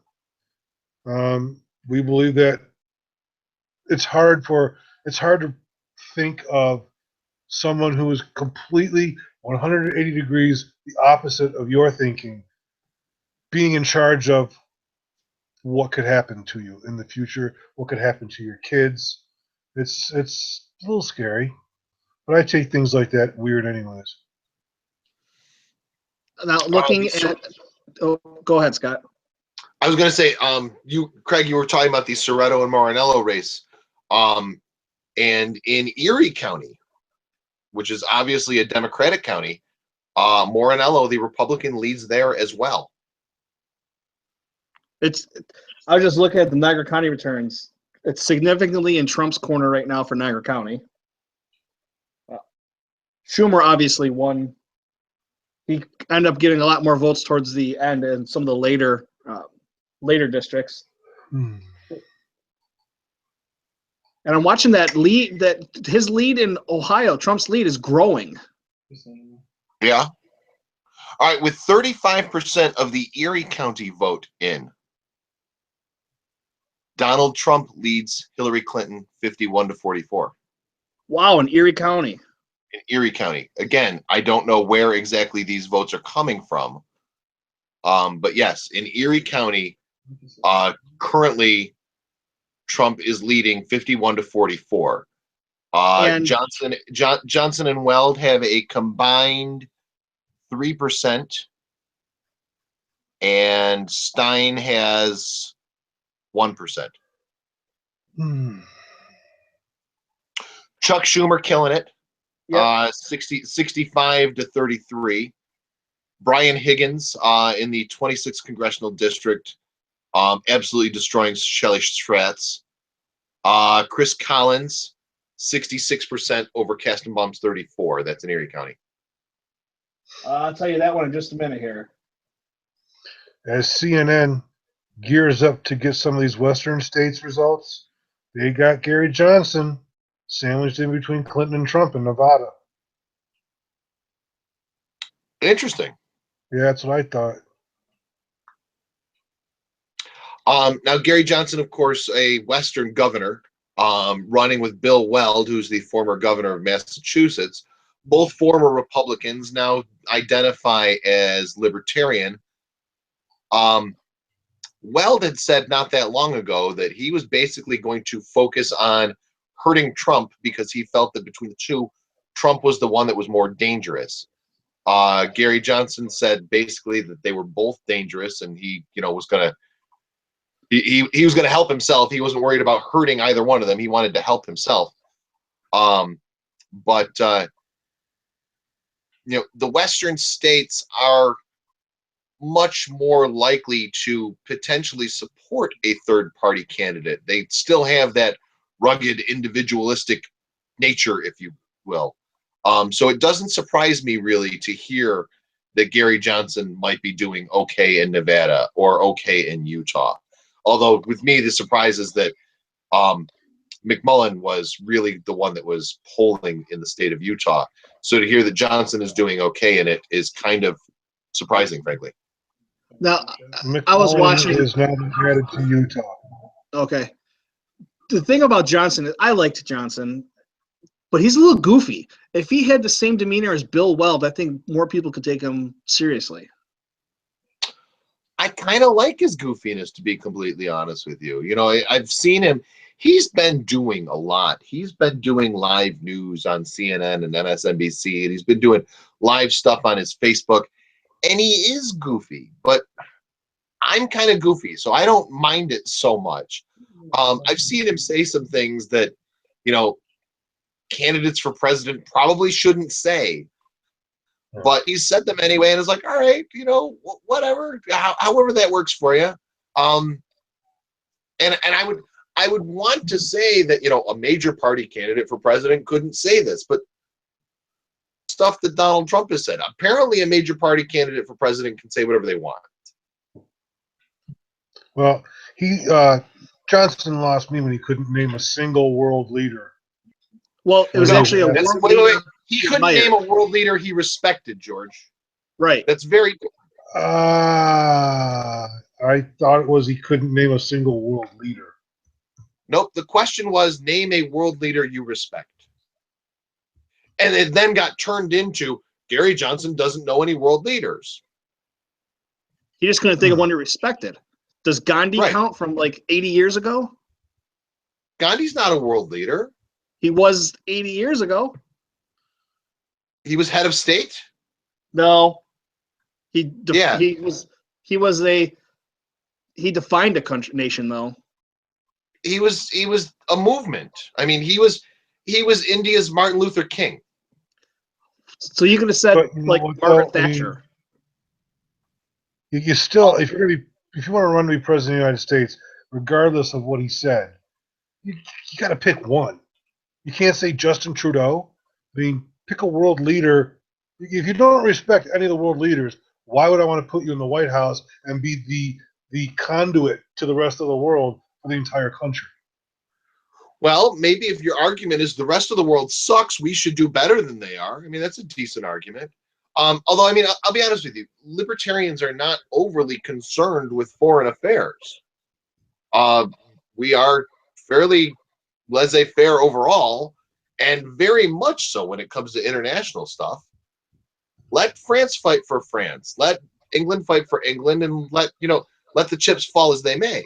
Obviously, if we are pulled into a war somehow or another, like happened with Pearl Harbor, then we got to go to war. But that hasn't been the case pretty much since Pearl Harbor. I think that every war that we've had since Vietnam, without a doubt, are wars that we have opted to go into, and many that we have opted to start. So I think that knowing world leaders isn't that crucial, personally. I think that it's much less. I think that his gaffes, because you've also got the other gaffe, which was Aleppo, because he was asked, what do you think about Aleppo, and he said, "What's Aleppo?" Aleppo, of course, being the capital of Syria, where all of the fighting is going on. So he's had those two gaffes, and those have been treated like the biggest deal in the I'm reading world. right now exactly what he said, and he couldn't name a world leader. Yes, the question was one you respect. He couldn't even name any world leader, and that I'm reading it right here. Even he said, "I'm having a brain freeze," and the guy interviewing him had to give him the name Vicente Fox. So that's where I lost John Scott, when he seemed incompetent and able to function as a member of the international community. Because whether we want to or not, that is kind of important. The Aleppo thing, what I have to say about the Aleppo thing is this. He didn't know Aleppo. I read the news every day. I didn't know Aleppo. I didn't either. After that gaffe, all of a sudden, all the media started calling it Aleppo rather than Syria. Yes, trying to point it I out. have certainly noticed that. Prior to that, it was the ongoing crisis in Syria. Right. And since then, it has been Aleppo, Aleppo, Aleppo. Right. I think I just called Aleppo into my room or something. Kind of like Beetlejuice. Beetlejuice. Anyway, yeah, I certainly noticed that without a doubt. Niagara County. I'm checking Niagara County right now. All right, George, you're not going to like this. 538 has reduced Hillary Clinton's chance of winning to 60%. I think Trump's going to win. That's a significant drop. Yeah, they bumped Trump up from 25 to 38, Craig. Wow. Yeah, I think he's going to win. In Niagara County, Chris Collins destroyed his opponent. I'm going to be honest with you. I don't get the allure of Chris Collins. I don't see what anybody kind of remotely likes about him. This may get me in trouble, but I'm going to say it anyway. I abstained from that vote because I'm not sold on Collins, and I had no idea who his opponent was, so I couldn't in good conscience make that vote. Yeah, I don't know. Chris Collins and I had some disagreements when I was doing radio at WLVL. And frankly, he's only gone more off the rails since then. From what I can see, his biggest accomplishment in Congress is to consistently complain about something that's never going to change ever. The one thing that he does, I will give him this. He names a veteran of the month, and I think that that's kind of cool. But he gets some funding for volunteer fire departments. But his main contribution to society is his opposition of Obamacare, which it's like me yelling at a wall. It's still going to be a wall. It's still going to be there. It's not going to go anywhere. And it doesn't really make me all that manly. I don't see the value of Chris Collins as a congressman. The other race here, Morinello has about a 3,000 vote lead on Soretto, and there's only one district left to report. So looks like Morinello is going to win in both Erie and Niagara County. Wow. Jim Vautour is really winning. Well, he is running The corner unopposed. race. It's pretty easy Yeah. to win when you run unopposed. That corner race out in Lewiston, it's surprisingly active. There's a lot of votes there. Daniels, the Democrats, got twice as many votes as Jim Carroll. There was a big write-up in the Lewiston Sentinel about this race. And I think we discussed a little bit about the coroners in the United States. Are they medical examiners or they're coroners? And this has gone exactly opposite of what we were talking about. Well, I have mentioned to you before that I don't understand why we elect coroners. I don't know what the Democratic philosophy is on declaring someone dead versus the Republican philosophy. I don't understand the whole election of coroner thing. But that is how we do it. And sometimes those races get pretty heated. All I can think of is a great commercial on TV. Who do you want in your house after you're dead? Do you want Joe Schmuckatelli or Pizzeria? Pizzeria is a family man. I don't recall ever seeing a commercial for a coroner's race. Yeah, we're going to have to find someone to run for coroner. No, my daughter raises her hand. You're not running for coroner.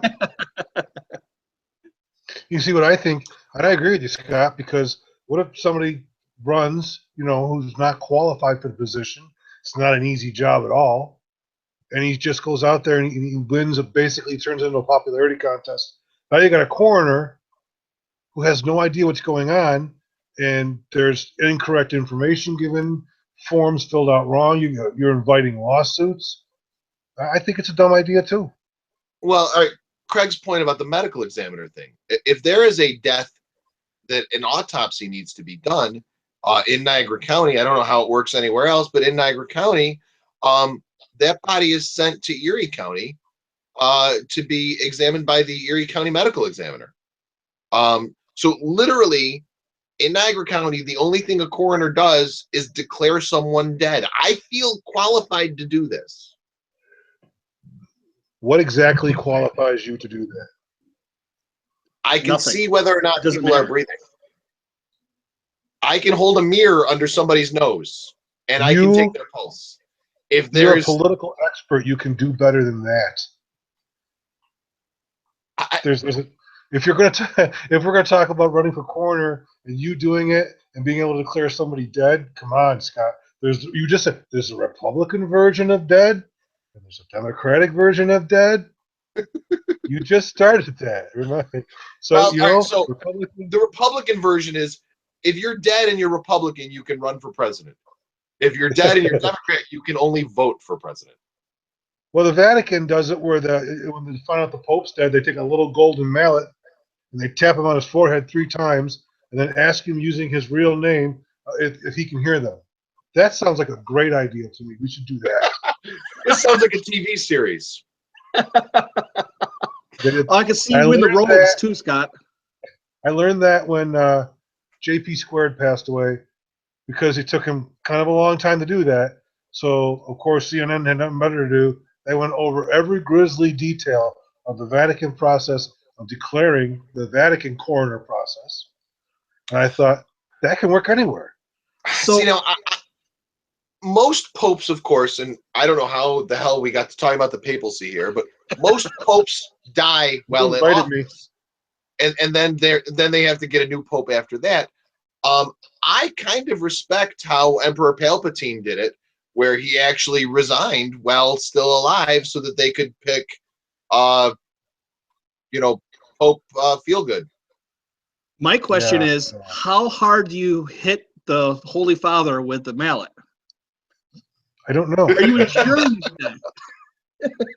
I They guess got it this depends big- on whether you're a Democratic coroner or a Republican coroner. And if they have this big guy named Bruno there with a big golden mallet, or is it a little guy with a little golden hammer? I don't know.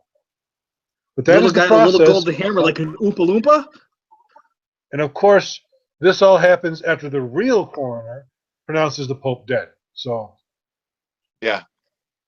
so I don't know. Now this reminds me of an old Saturday Night Live skit, and these. So I'm standing over this guy with one of them bell peen hammers. Yeah, that's it. Yeah. Thousands of years they've been doing that, or a couple thousand.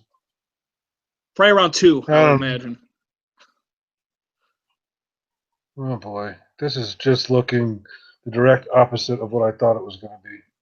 I don't know. I'm still not seeing anything that surprises me. I don't know what your doom and gloom is about. I'm just watching things like, well, now she's winning in Virginia. I want it understood. I'm not a Hillary Clinton supporter.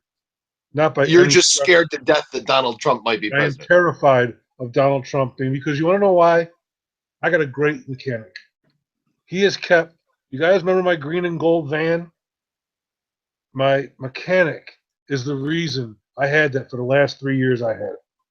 But there is no way in the world I'm going to tell my mechanic, hey, I got this lump, right here. Can you take a look at that for me? No, I'm not going to do that.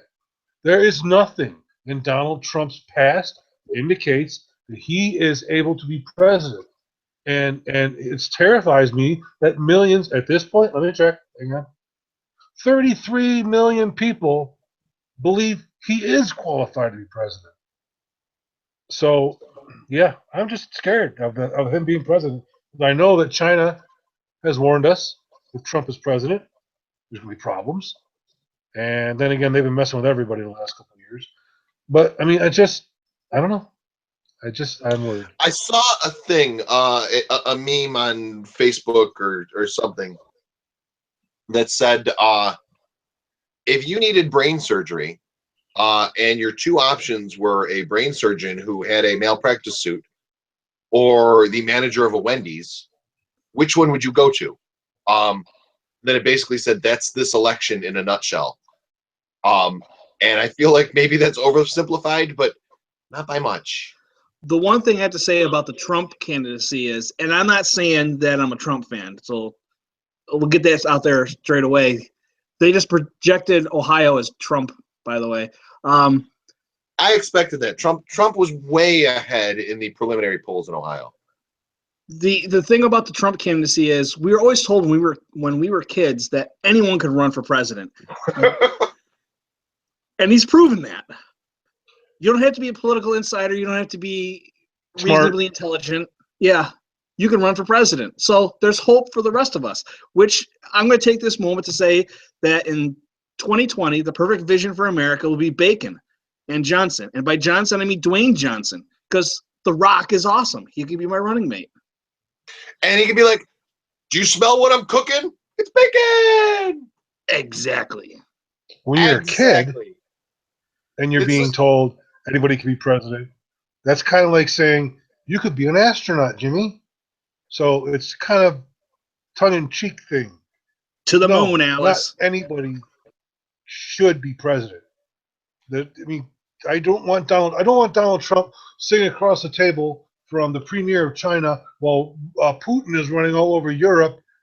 The whole thing, just why more people aren't absolutely terrified of it, I don't understand. But I'm surprised that so many people were duped by that article saying that Putin was campaigning with Trump. It was hilarious. I mean, how do you fall for that?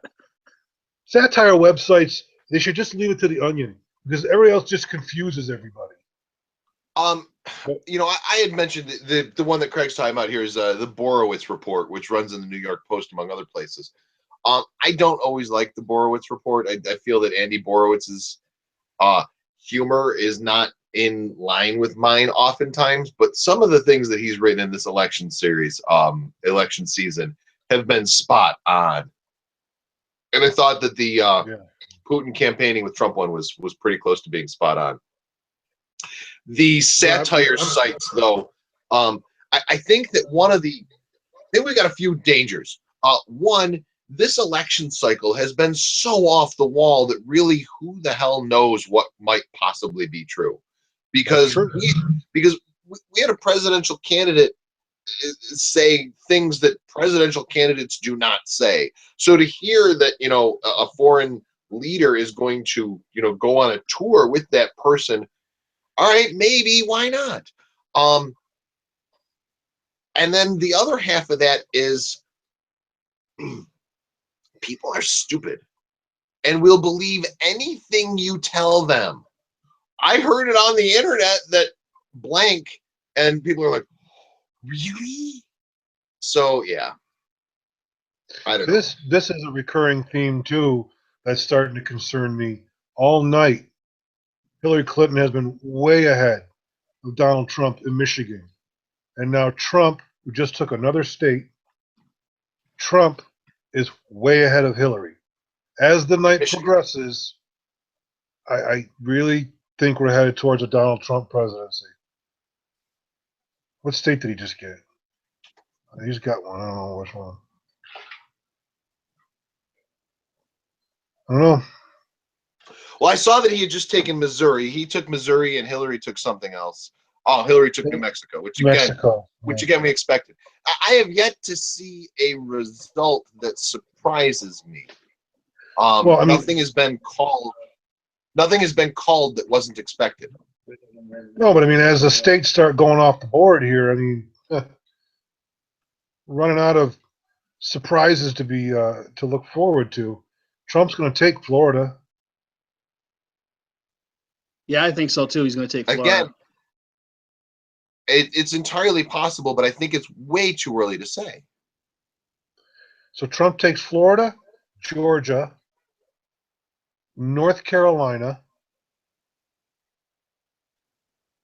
and possibly Michigan. And you still think that Hillary can recover from that? Well, I don't see Trump winning Florida and North Carolina, and Michigan really, really, really surprises me. I don't. 95% of I the mentioned earlier that Michigan was considered to be, a battleground state, but to me, Michigan is a blue state. So I see. All right, so Michigan with 32% in, Trump is ahead. 32% is just not enough to call. But most of Detroit's already in on that. This is just No, only 32% of Wayne County's in. Really? Yeah. Off the subject here. Most of Oakland County is in, but Detroit proper is in Wayne County. the Dow futures have already fallen 500 points. It's a good thing I don't have the money to invest. Yeah, no kidding. Yeah, but that indirectly affects everybody. The benefits of being poor. Now, all right. So looking at Michigan, and it looks like the Upper Peninsula is about 75% in, but the Upper Peninsula is traditionally red. It's very red this and time.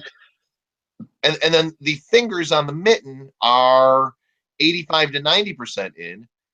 Meanwhile, the Detroit area, Washtenaw County, Wayne County, Oakland County, all together are only about 30% in.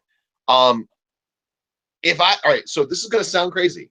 With 32% of Michigan in and Donald Trump up by 40,000 votes, I will tell you right now, Hillary Clinton wins Michigan. No Yes. doubt in my mind. No doubt whatsoever. None whatsoever. Hillary Clinton wins Michigan. It's not even going to be close. So you see these percentages, and George, I can certainly understand why, as a man who fears a Donald Trump presidency, would be scared to see things like this. But a lot of it really depends on where those votes are coming in from. So oftentimes, and again, I don't understand why, oftentimes votes from urban centers do not get, counted until later. So, yeah. I'm taking a look at Georgia right now, and Hillary Clinton just decimated Donald Trump in all of the population areas, all the big population areas, and but Trump is winning the state by a considerable margin. As well, he should. I Strange. heard earlier, listening to CNN, they were talking about Georgia and referred to it as a battleground state. Georgia has no business being referred to as a battleground state. Georgia is red. Georgia is as red as Santa Claus's cheeks. There's Yeah. So yeah, I mean, you look at Atlanta and Augusta and Columbus, and Clinton's going to win there. But aside from that, Savannah too. Clinton will win in Savannah, but for the most part, Georgia is about as deep south as you get. Deep south is Republican. So yeah, No, the state of Nevada is like four counties. We're Congress. Obviously, the House is going to stay Republican, but the Senate is getting dangerously close to going Republican too. Yeah, it is. no. The Senate is Republican, Craig. Oh, it is. Yeah, I have it backwards. the Democrats had an opportunity to pick it up, but frankly, I think Comey's little FBI email stunt really screwed the Democratic Party when it comes to the U.S. Senate. I don't think it's going to have a significant effect on the presidential race, but I think that a lot of those down ballot races, I think that it hurt them. Obama appointee. Well, a lot of people will say you need to do the right thing in politics, appoint the right guy, appoint the best person for the position. Don't worry about party, this, that, and the other thing. And so you see in this case, Obama appoints Comey to the FBI, and it comes back to hurt the Democratic Party. So this is why elections, this is why politics gets ugly, is because there are no philosopher kings. So you have to vote for people who you believe have your best interest. And obviously a Democrat's best interest is going to be had by a Democrat. A libertarian's best interest is going to be had by no one. There's no such thing as unicorns. So I don't know. It's to me the email saga is just plain disappointing. It's very just, it's wrong. And I know Comey or whatever his name is. I know he's a Republican, but I mean, at some point, you gotta let the election take its course, and to do that, so many things the Republicans did throughout this whole thing, and the Democrats that were extraordinarily fishy. I tell you, that was. And then when those emails, you notice they made a big hoopla about finding this most recent emails, and then the thing about there's nothing in those emails, been really quiet.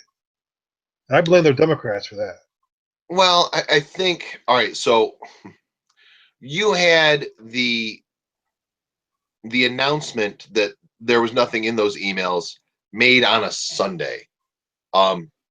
News doesn't happen on Sunday. So it didn't travel as far as it could have or should have. And, there was apparently a lot of internal strife with the FBI as to whether or not this announcement should have been made in the first place. And of course, Donald Trump suddenly loves Comey, and then now he doesn't anymore. Donald Trump is apparently only happy when people tell him he's awesome. But it's fishy. It's just plain fishy. I don't know. I don't like it. And the other, you talked about Scott. I trying to run I also wanted a campaign based on policy and a real campaign. I really wanted that, and that's why I think attracted me to Bernie. But now the Democrats knew what they were in for. They knew what they were dealing with. They knew what they had. Donald Trump is going to go at least appear before a judge or something like that about racketeering charges. Whether he actually does or not is not important. If something like that had happened to Hillary Clinton, you would have seen it everywhere. Does it have anything to do with running the country? Not really. But you know what? The Democrats knew what they were dealing with. They know what Trump does. They know what the GOP is doing, and they didn't use any of those things to their advantage at all. And I think in that respect, the Democrats just don't know how to play the game that Trump has created.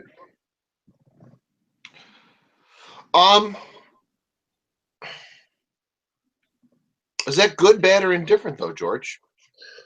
I think the fact that Bernie Sanders tried to get the country to talk about the issues and the Democratic Party buried him pretty much tells you all you need to know. Okay. Let's talk about the Democratic primary then, real quick. You had Bernie Sanders, you had Hillary Clinton.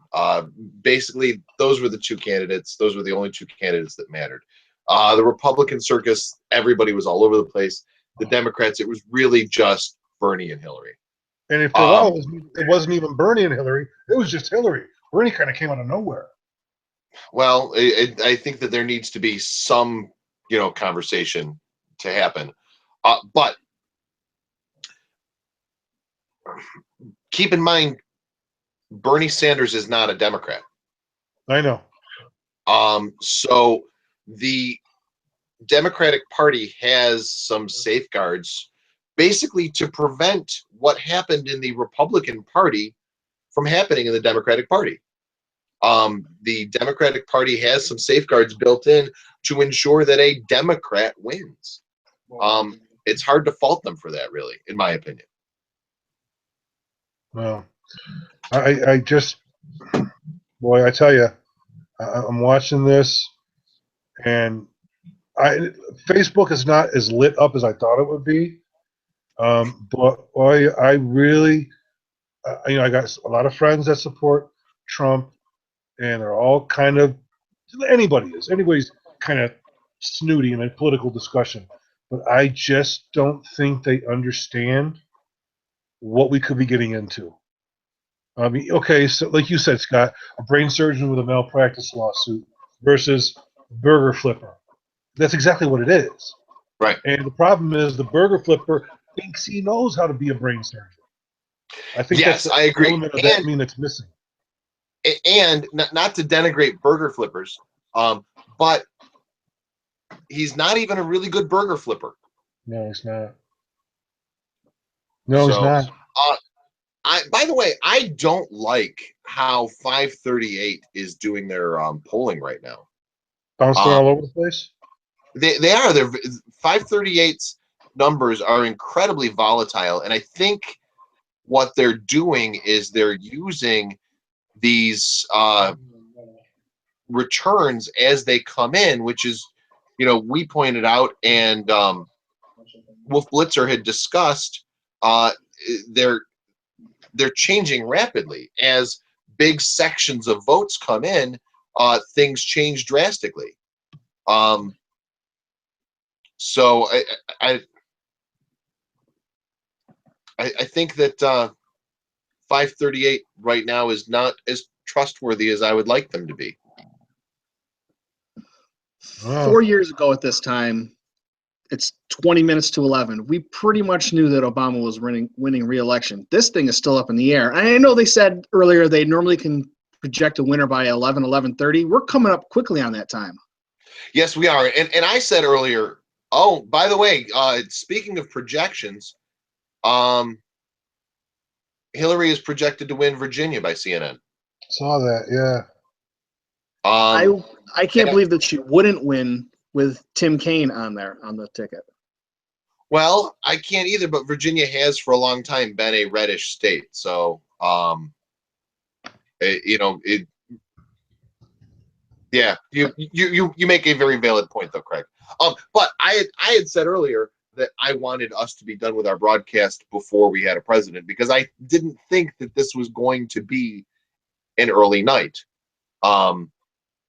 Right now we've got different places showing different leads, and it looks like, according to CNN at the moment, Donald Trump has 167 electoral votes wrapped up, and Clinton has 122 electoral votes wrapped up. However, none of these includes, well, no, that's not true. there is one quote unquote swing state in here, that being Virginia, which went to Clinton. Now, Virginia going to Clinton is a good sign for Clinton because, as Nate Silver explains on 538, you can oftentimes extrapolate what one state is going to do based on what another state does. So Hillary Clinton taking Virginia bodes well for her in North Carolina, for example, because they're very similar. Now, there is no Tim Kaine in North Carolina, but their economies are similar. So one state voting one way is oftentimes an indication that the other state will vote in a similar manner. If Hillary Clinton wins Virginia and North Carolina, that puts her over the 270 she needs. So it's not going to be an early night, as we already said, but things are starting to come together at least. I guess that's good. Well, it's gonna be an early night for me, guys. I gotta call it a night. All right. Well, George, thank you for your time, my friend. Thanks for inviting me. Thanks, You're welcome. George. Bye, guys. And if we wake up tomorrow and there's general chaos on the streets and people screaming and the dollar is worth negative 10 cents and we're doing what they did in Germany after World War I, where they're wheeling around currency in the wheelbarrows, I'll know exactly who won. I won't even check. All right, George, if there's bloodshed, I'll blame you. You can. All right. I'm definitely not leaving the house tomorrow, I can tell you that. See you guys later. I am, on the other hand. I'm actually, I'm going out tomorrow. All right, I'll see you guys All later. right, actually, you know what, Craig? You and I could probably sign out of here relatively quickly as well if we can simply go over what we do know, because there wasn't much locally to worry about, to be honest with you. No, who we expected to win. Maybe the Soretto race was a little more lopsided than we expected. No, the Soretto race was a lot more lopsided than I expected. I thought that was going to be close, and to be honest with you, I thought that Soretto would win. The power of incumbency is huge, but it looks like Angela Morinello takes that seat. And Johnson did get 2,600 votes in Niagara County. Gary Johnson. Really? Yep. There were 700 write-ins. Huh. In Erie County, Johnson got about 10,000 votes so far, with 84% of the precincts reporting. By the way, I don't remember what the totals were earlier, but Clinton now has 50% and Trump has 45%. In where? In Erie County? In Erie County. Okay. I think earlier It was the other way around. I think earlier Trump was winning. That just goes to show you how clusters really affect things. Chuck Schumer is almost at 70% in Erie County. Brian Higgins is at 75% in Erie County. And Chris Collins over Kastenbaum, 66% to 34%. Yeah, Higgins wiped out his opponent here in Niagara County with Shelley Schratz. Yeah. It looks like John Flynn is going to be the next district attorney in Erie County. With 84% of the vote in, he leads by about 32,000 votes. I don't see that it's possible for Trenner to make that up. So it looks like John Flynn is going to be the new district attorney for Erie County. And they're filling in more map here for Hillary, as we were discussing before. And this happened in 2008 and 2012, where the Republicans jumped out to a lead, and then President Obama, chipped away at it in the later closing polls. Yeah, that often happens. Interesting. Clinton with 31% in Iowa is winning. I was kind of surprised by that, though. Trump did say and that's that Iowans were Clinton stupid. should not win Iowa. No, Trump should win Iowa relatively handily. that doesn't bode well for him. Well, but again, it's 31%. So who knows? Right. Who knows where those votes are coming from? If only we had Howie, he could tell us what cities in Iowa were important, because I do not know. Are there cities in Iowa? Howie would know these things. Okay. But- I know he had Girl Scout cookies there, and he got 8.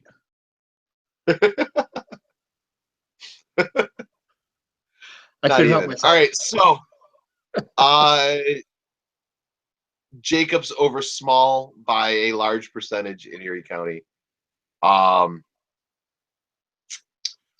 Ranzenhofer, the incumbent, going to keep his seat in the Senate. Tim Kennedy ran unopposed in the Senate. Crystal Peoples with 90% will keep her assembly seat. Michael Kearns will keep his assembly seat because he was unopposed.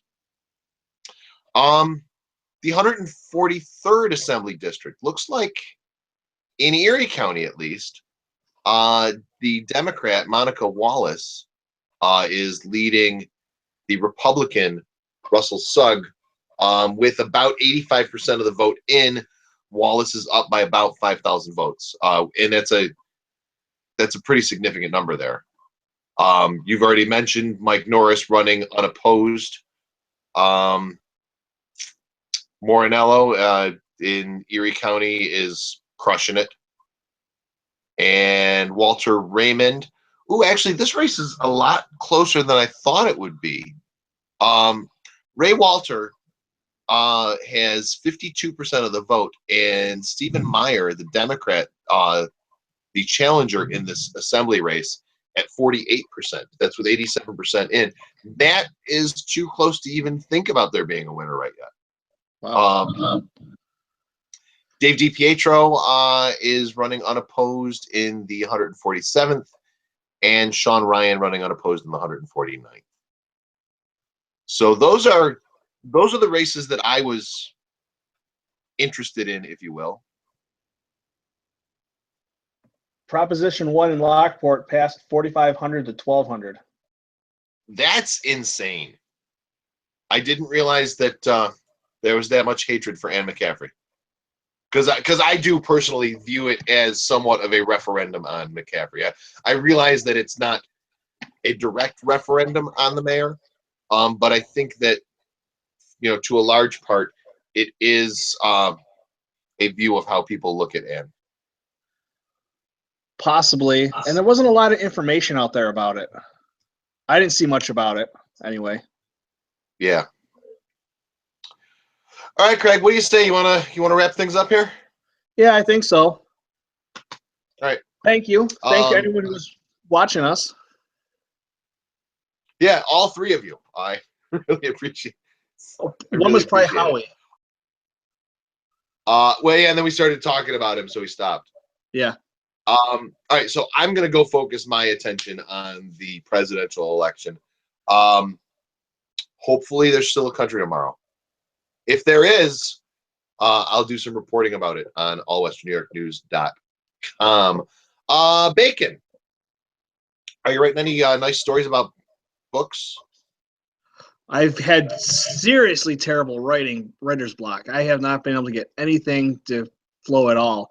Hopefully, I'm going to post a video tomorrow. My daughter did a book review at Roy B. Kelly, so in place of mine, I'm going to throw hers out there. Fair enough. Very cool. Oh, by the way, I told everybody that I would make an announcement on today's show, and then I forgot to do so. The All Western New York Photos Contest for the month of October. We had voting on this that was done at allwesternnewyorknews.com, and the top photo was Jeff Tracy's Booker T. It was a Craig, you know Jeff, right? Yep. Jeff is a photographer from the Lockport area. Among other things, he's a runner. He does a billion things, actually. But he took a picture of his dog in some leaves, sent it into All Western New York News. We put it out there with 27 other photos and said, yo, peeps, pick one. And they picked Jeff's. So Jeff won for the month of October. The month of November contest, the theme, #thankful, going on right now.